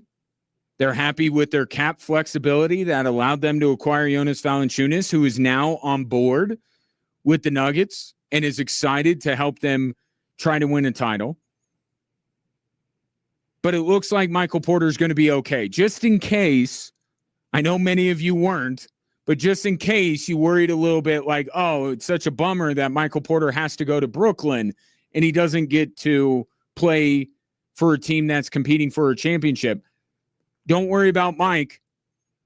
Mike is going to be able to spread his wings more, and he's going to be able to practice on 2 practice courts and not just one.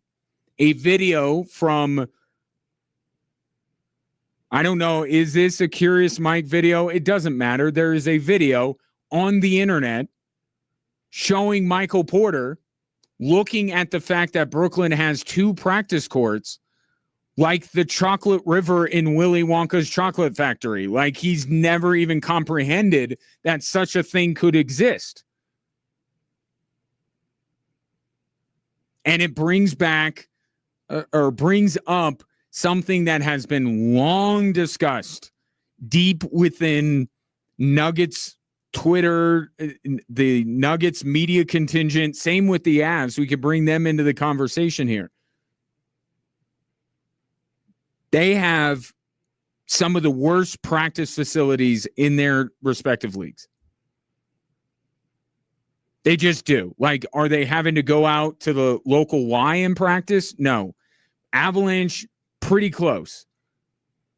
Nuggets are at least in-house at Ball Arena, but they only have 1 practice court. And it's been one thing that, for whatever reason, money, Stan Kroenke hasn't invested in, hasn't felt the need till very recently because in part of their grand plans to reshape downtown Denver, I believe both the Nuggets and the Avalanche are receiving new practice facilities. But Michael Porter being blown away by 2 practice courts is not a great look for the Denver Nuggets organization. It makes it seem like he was pulled out of the slums of the NBA. Like he was living in squalor. Like, did you have to bring your own water from home, or were you, like, you can imagine how this gets carried away, how this gets parodied on social media. But look, people have been saying that the Nuggets and the Avalanche need to step up their game in terms of the facilities. And it's something that has come up with current players, past players, potential future players. Like, it's part of it. Is it the most important thing? No. But you think like a LeBron, when he was a free agent, is going to arrive at the Nuggets facilities and go, yeah, no, I'm cool with this 1 indoor practice court in the arena when Miami has state-of-the-art facility. You know what I mean? Like, it matters. It's part of the equation. Is it more important than the city? No. Is it more important than the quality of the team? Absolutely not. But it's where these guys go to work. You don't see that.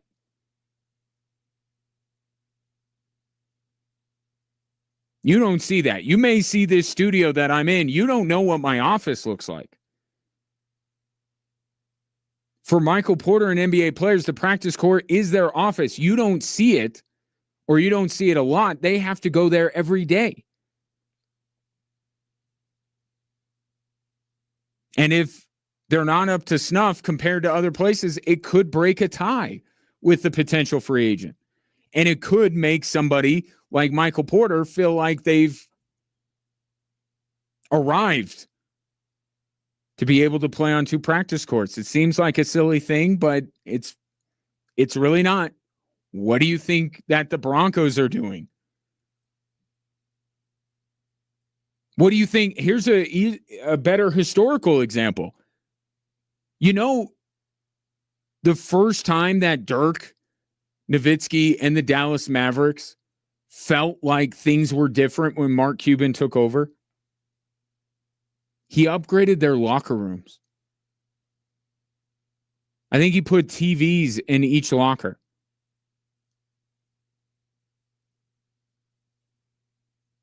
It's something quite simple. But that's when Dirk and company understood that things would be different with the Dallas Mavericks. And that was the first thing that Mark Cuban did. Mark Cuban's a smart guy, right? The first step to turning around the Dallas Mavericks if you don't remember, because you don't follow that or you're too young, the Dallas Mavericks were a laughingstock when Mark Cuban took over. The first thing he did was upgrade the space that the players inhabited.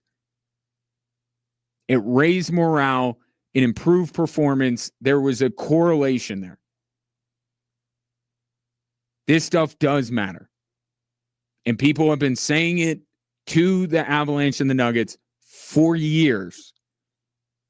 And now it's just everybody else is catching on.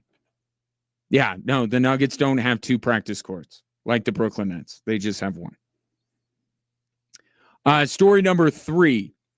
Today is the passing of wrestling legend Hulk Hogan at 71 years old. And I think back to when I was a wrestling fan growing up, I have since left that area of fandom. I have not watched wrestling in many years. But when I was growing up, and what made me become a fan of wrestling was seeing Hulk Hogan body slam Andre the Giant. That was the seminal moment. And I think back to some of other huge moments in my wrestling fandom life, and they all involve Hulk Hogan. When he made the heel turn and created and the NWO was created. That's when that immediately comes to mind. Not just when I'm thinking of Hulk Hogan, but when I'm thinking about professional wrestling. Icon versus Icon when he wrestled The Rock in WrestleMania. Even one that probably won't resonate with as many people as these others, but when he teamed up with Dennis Rodman and they went up against Karl Malone and Diamond Dallas Page. Because I was a huge fan of Dennis Rodman. He's my favorite player. And Hulk Hogan, I had always been a fan of. The Rock surpassed him at some point for me when I was younger. But setting aside the Karl Malone and Dennis Rodman, those other 3 moments are also 3 of the biggest moments in wrestling history.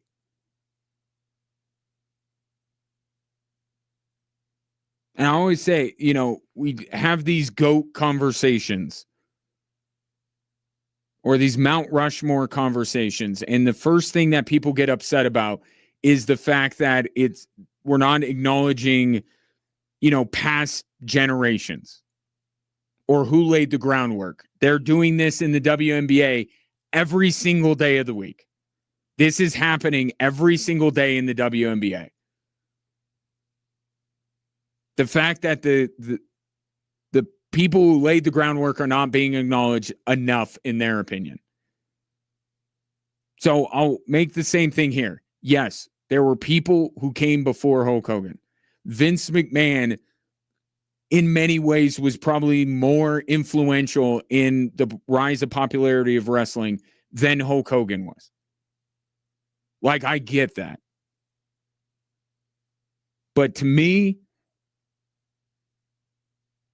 every watershed moment in wrestling history that I can recall in my lifetime, Hulk Hogan's been at the center of it. When I became a fan of pro wrestling, it was when I saw him body slam Andre the Giant.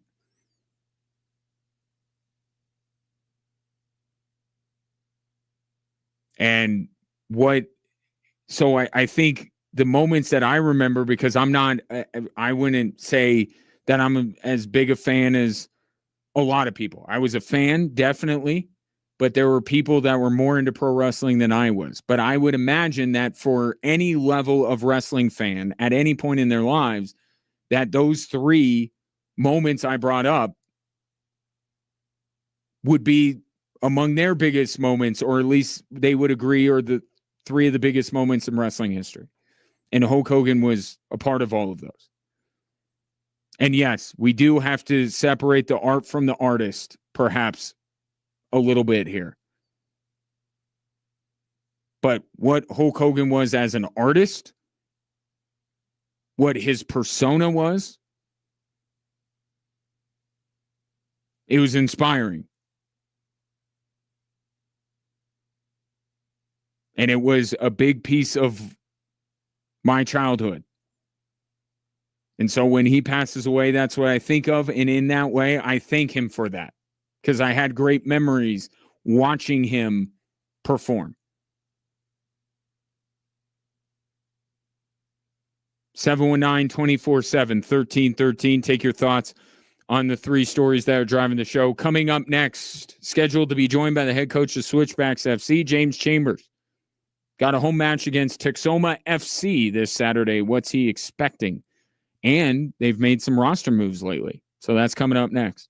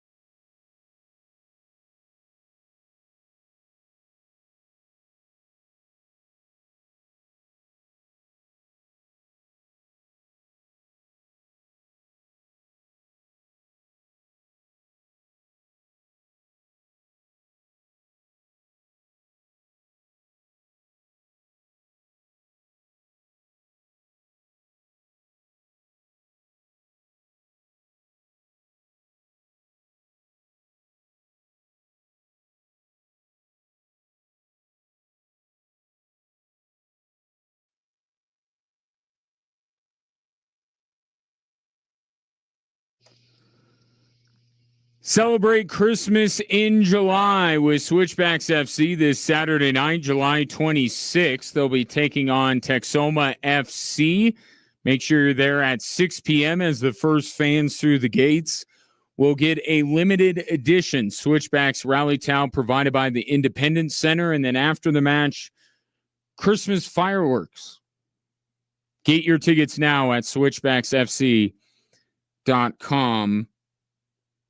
That match against Texoma is the final match of the group stage of the, I would say, inaugural Jägermeister Cup. It's not the inaugural. They had this last year, but it's the first year that the Switchbacks level of the USL has been involved. Was down at Widener Field earlier, and I'll lay out the whole scenario for you as we get closer, and certainly leading up to game time on Saturday. But the Switchbacks do have a path to get out of the group stage, and that did not appear to be the case when they had last played.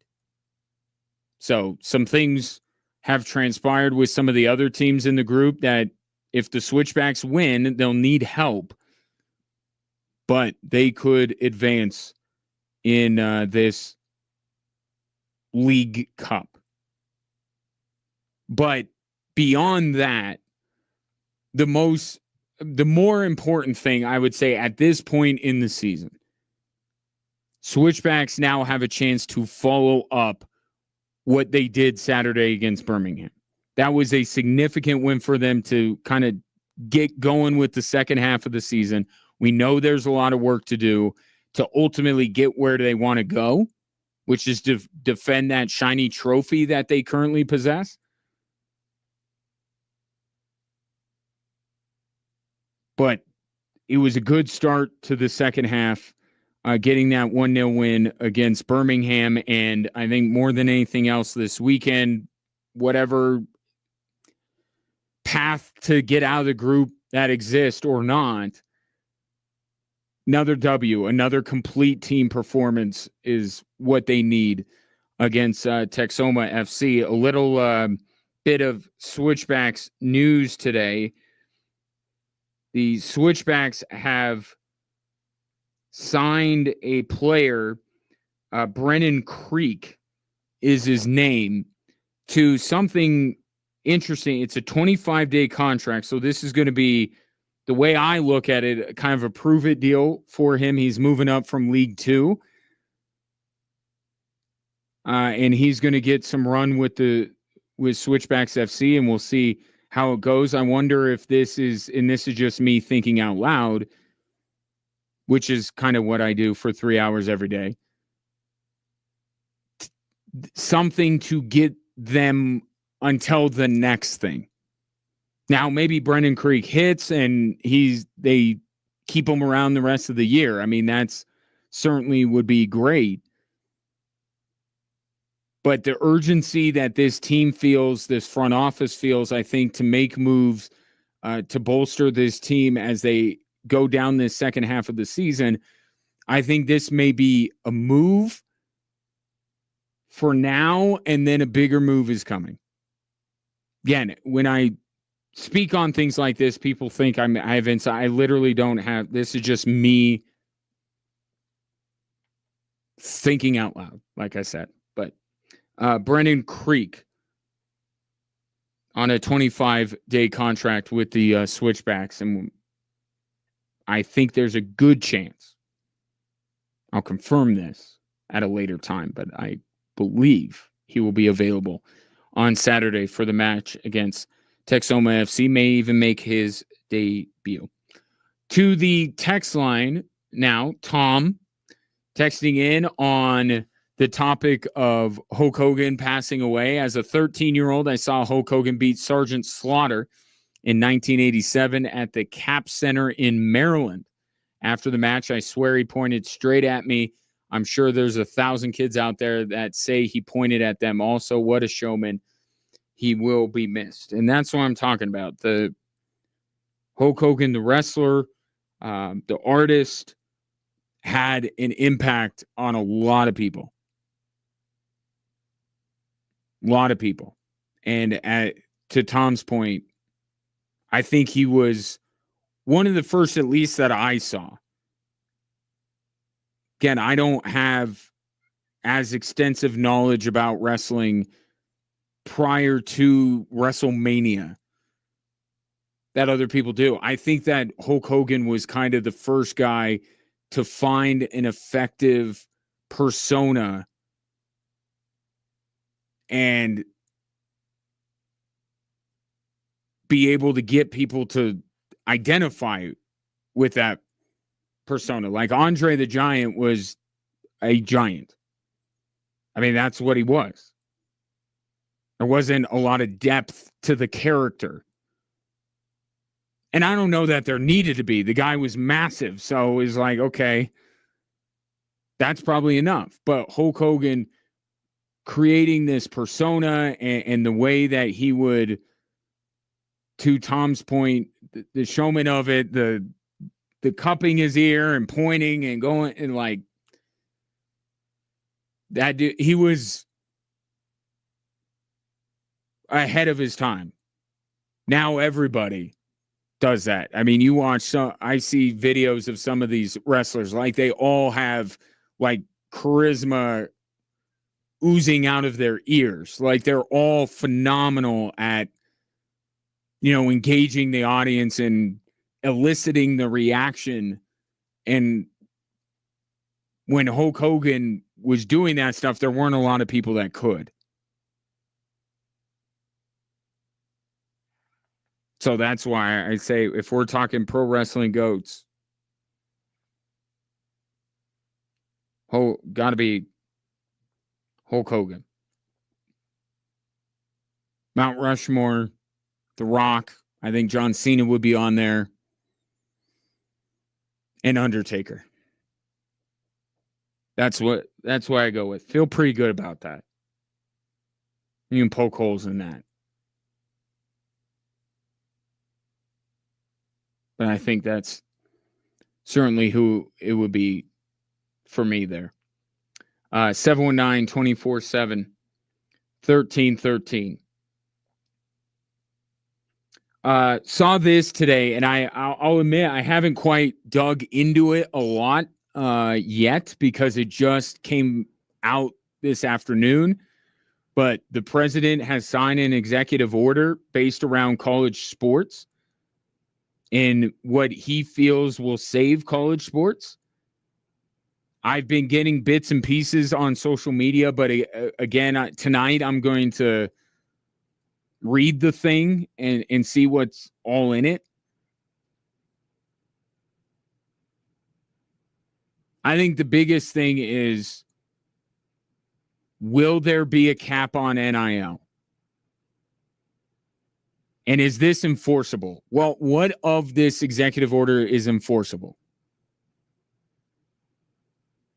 Because we've seen presidents sign executive orders throughout the years. This is not a political stance. It doesn't matter if they have a D or an R next to their name. Many presidents have signed executive orders. I don't know how enforceable and effective they ultimately prove to be. But what I'm more interested in the right now is just what's in it. And then the next step will be, okay, is any of this enforceable? Will it happen? I think one thing that I was able to see is that no longer will, according to the executive order, if it's enforceable, states won't be able to create NIL rules that will give them a competitive advantage. Right? The rules for NIL, including perhaps a cap, will be uniform for everybody.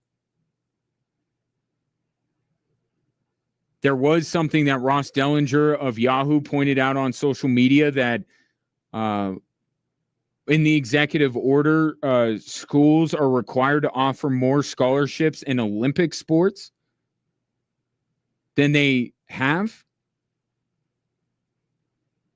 which is which certainly gets my attention because that's what I worry the most about in all of this with like college football. Like, I'm good.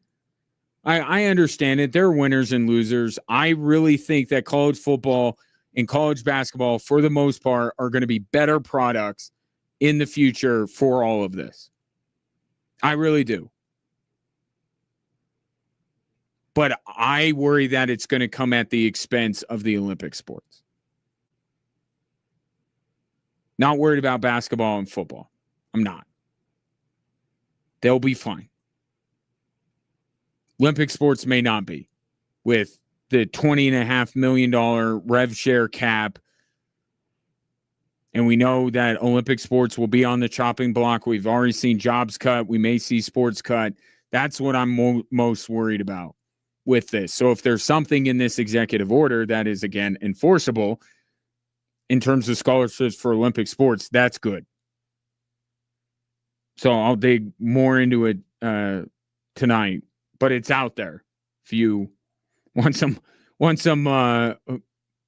something to read in bed before you go to sleep, how about an executive order? I'm sure that will be some casual light reading for you before you go to sleep, and it will not be dense at all and filled with legalese. 719-247-1313. Back to wrap up the show after this.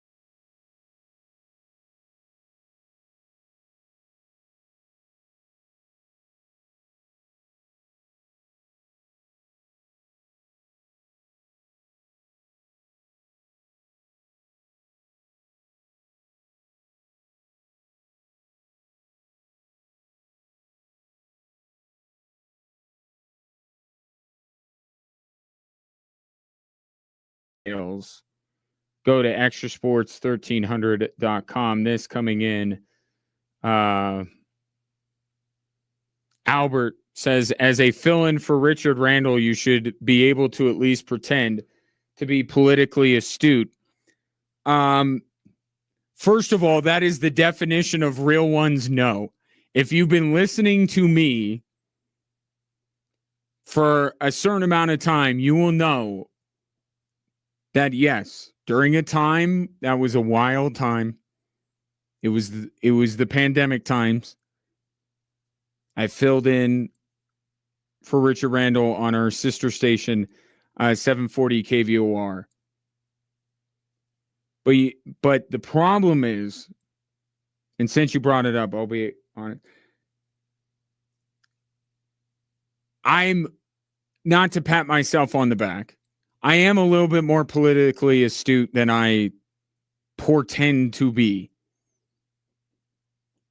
on the airwaves, because it does not behoove me one bit in my line of work, in my normal day-to-day job, to let on that I know a little bit more. I'm a little more politically astute than I get credit for. I'm not politically astute enough to legitimately fill in for Richard Randall other than in a pandemic.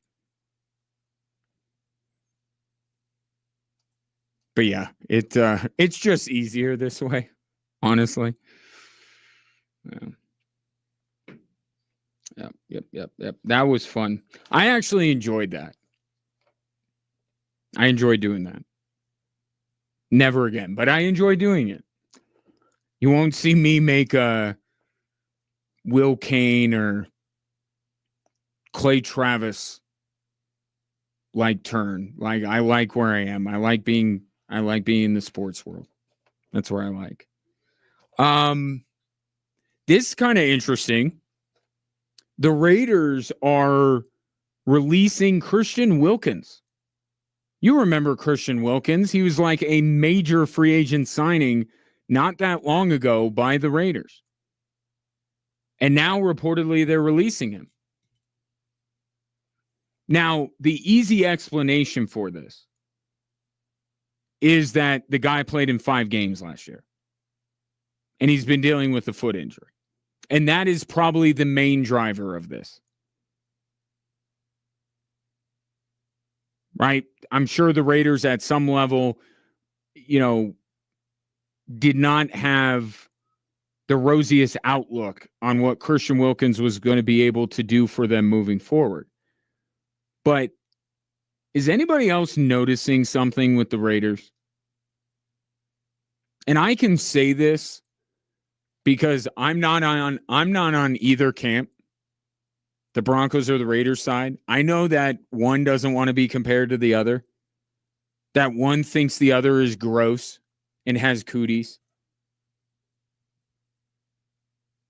I'll just tell you what Pete Carroll is doing, what the Raiders are trying to do, is exactly what Sean Payton is doing. Like, you notice it. Like, and I'm not saying it's Sean Payton's blueprint, that he invented this.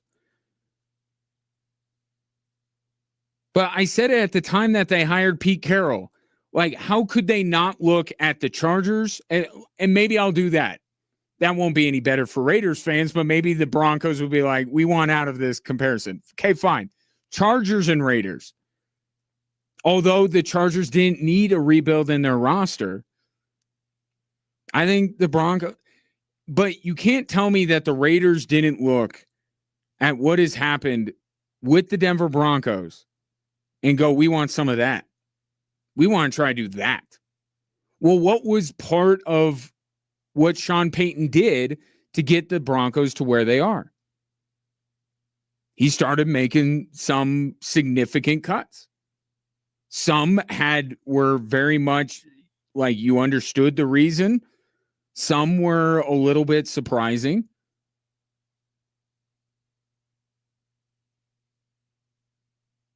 But it was Sean Payton like, I don't need that, whatever it is. I don't need that kind of a player. I don't need that burden. I don't need Russell Wilson's contract, whatever it is. When Sean Payton came in, he kind of evaluated guys, and then he was like, I don't want that. I'll take that. I'll keep that. Nope, that's gone. This may be a precursor to something similar with the Raiders now that Pete Carroll is starting up his first training camp. Again, is Christian Wilkins the best example of this? No, because there's a legitimate health concern with him. But how many other organizations would have hung on to Christian Wilkins, hoping, praying that they would be able to find a way to get this guy on the field if they paid him, as the Raiders did Christian Wilkins, $110 million? Other organizations would hang on to Christian Wilkins in this situation. This is the Raiders showing a sign of what Pete Carroll has been talking about. They want to get going now.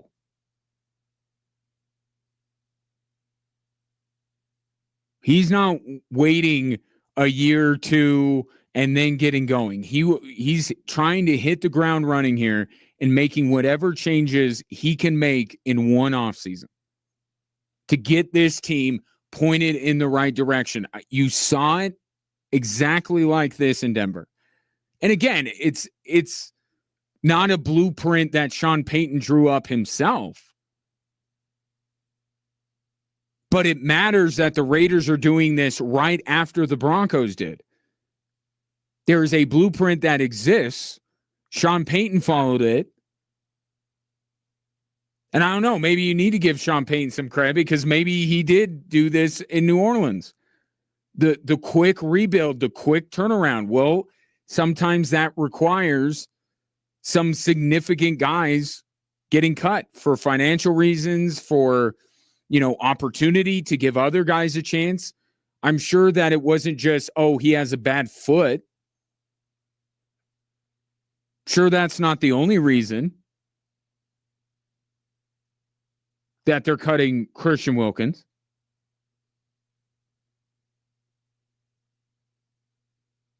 And I don't think this is the last. I don't think that this is the last departure from the Raiders that is going to be significant.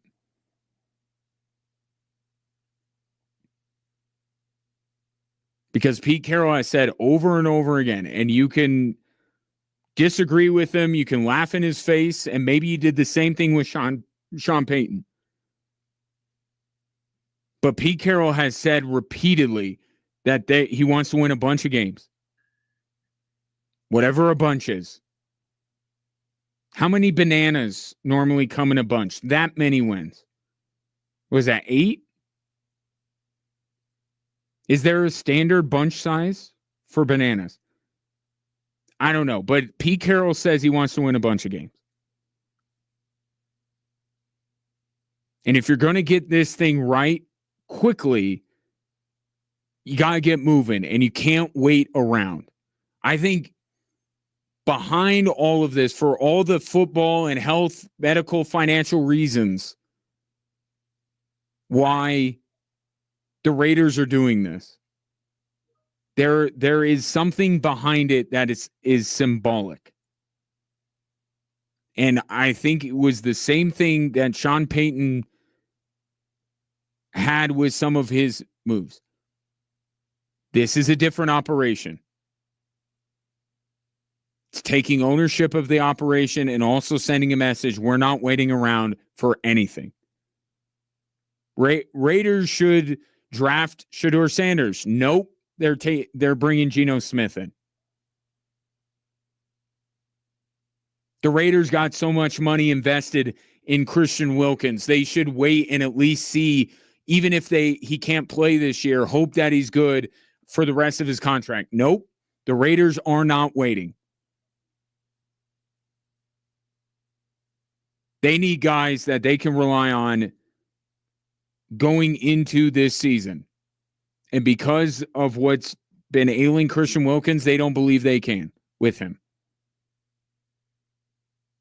So it's a little shocking. It will lead people to kind of poke fun at the Raiders for signing Christian Wilkins to that massive deal and so soon, a year after doing it, cutting him. But there were some of those kind of cuts with the Denver Broncos. Right? The symbolism of there's a new sheriff in town. This is the way we're doing this, and we're not waiting for people. Pete Carroll's trying to do the same thing in Vegas. But it looks similar. So like that's kind of the type of move that Sean Payton would make early on in his Broncos tenure. Raiders are trying to do it.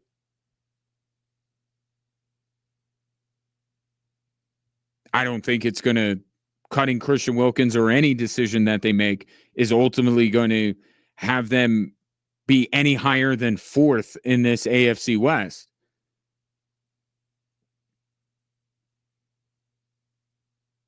But hey, everything that Sean Payton did in year one, when he first got there, didn't get the Broncos anywhere in terms of the standings. They were where they had been.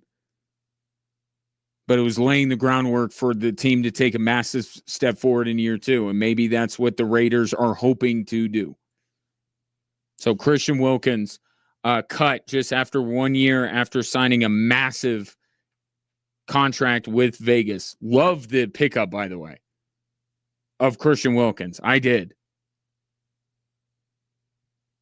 But guy was only on the field for 5 games.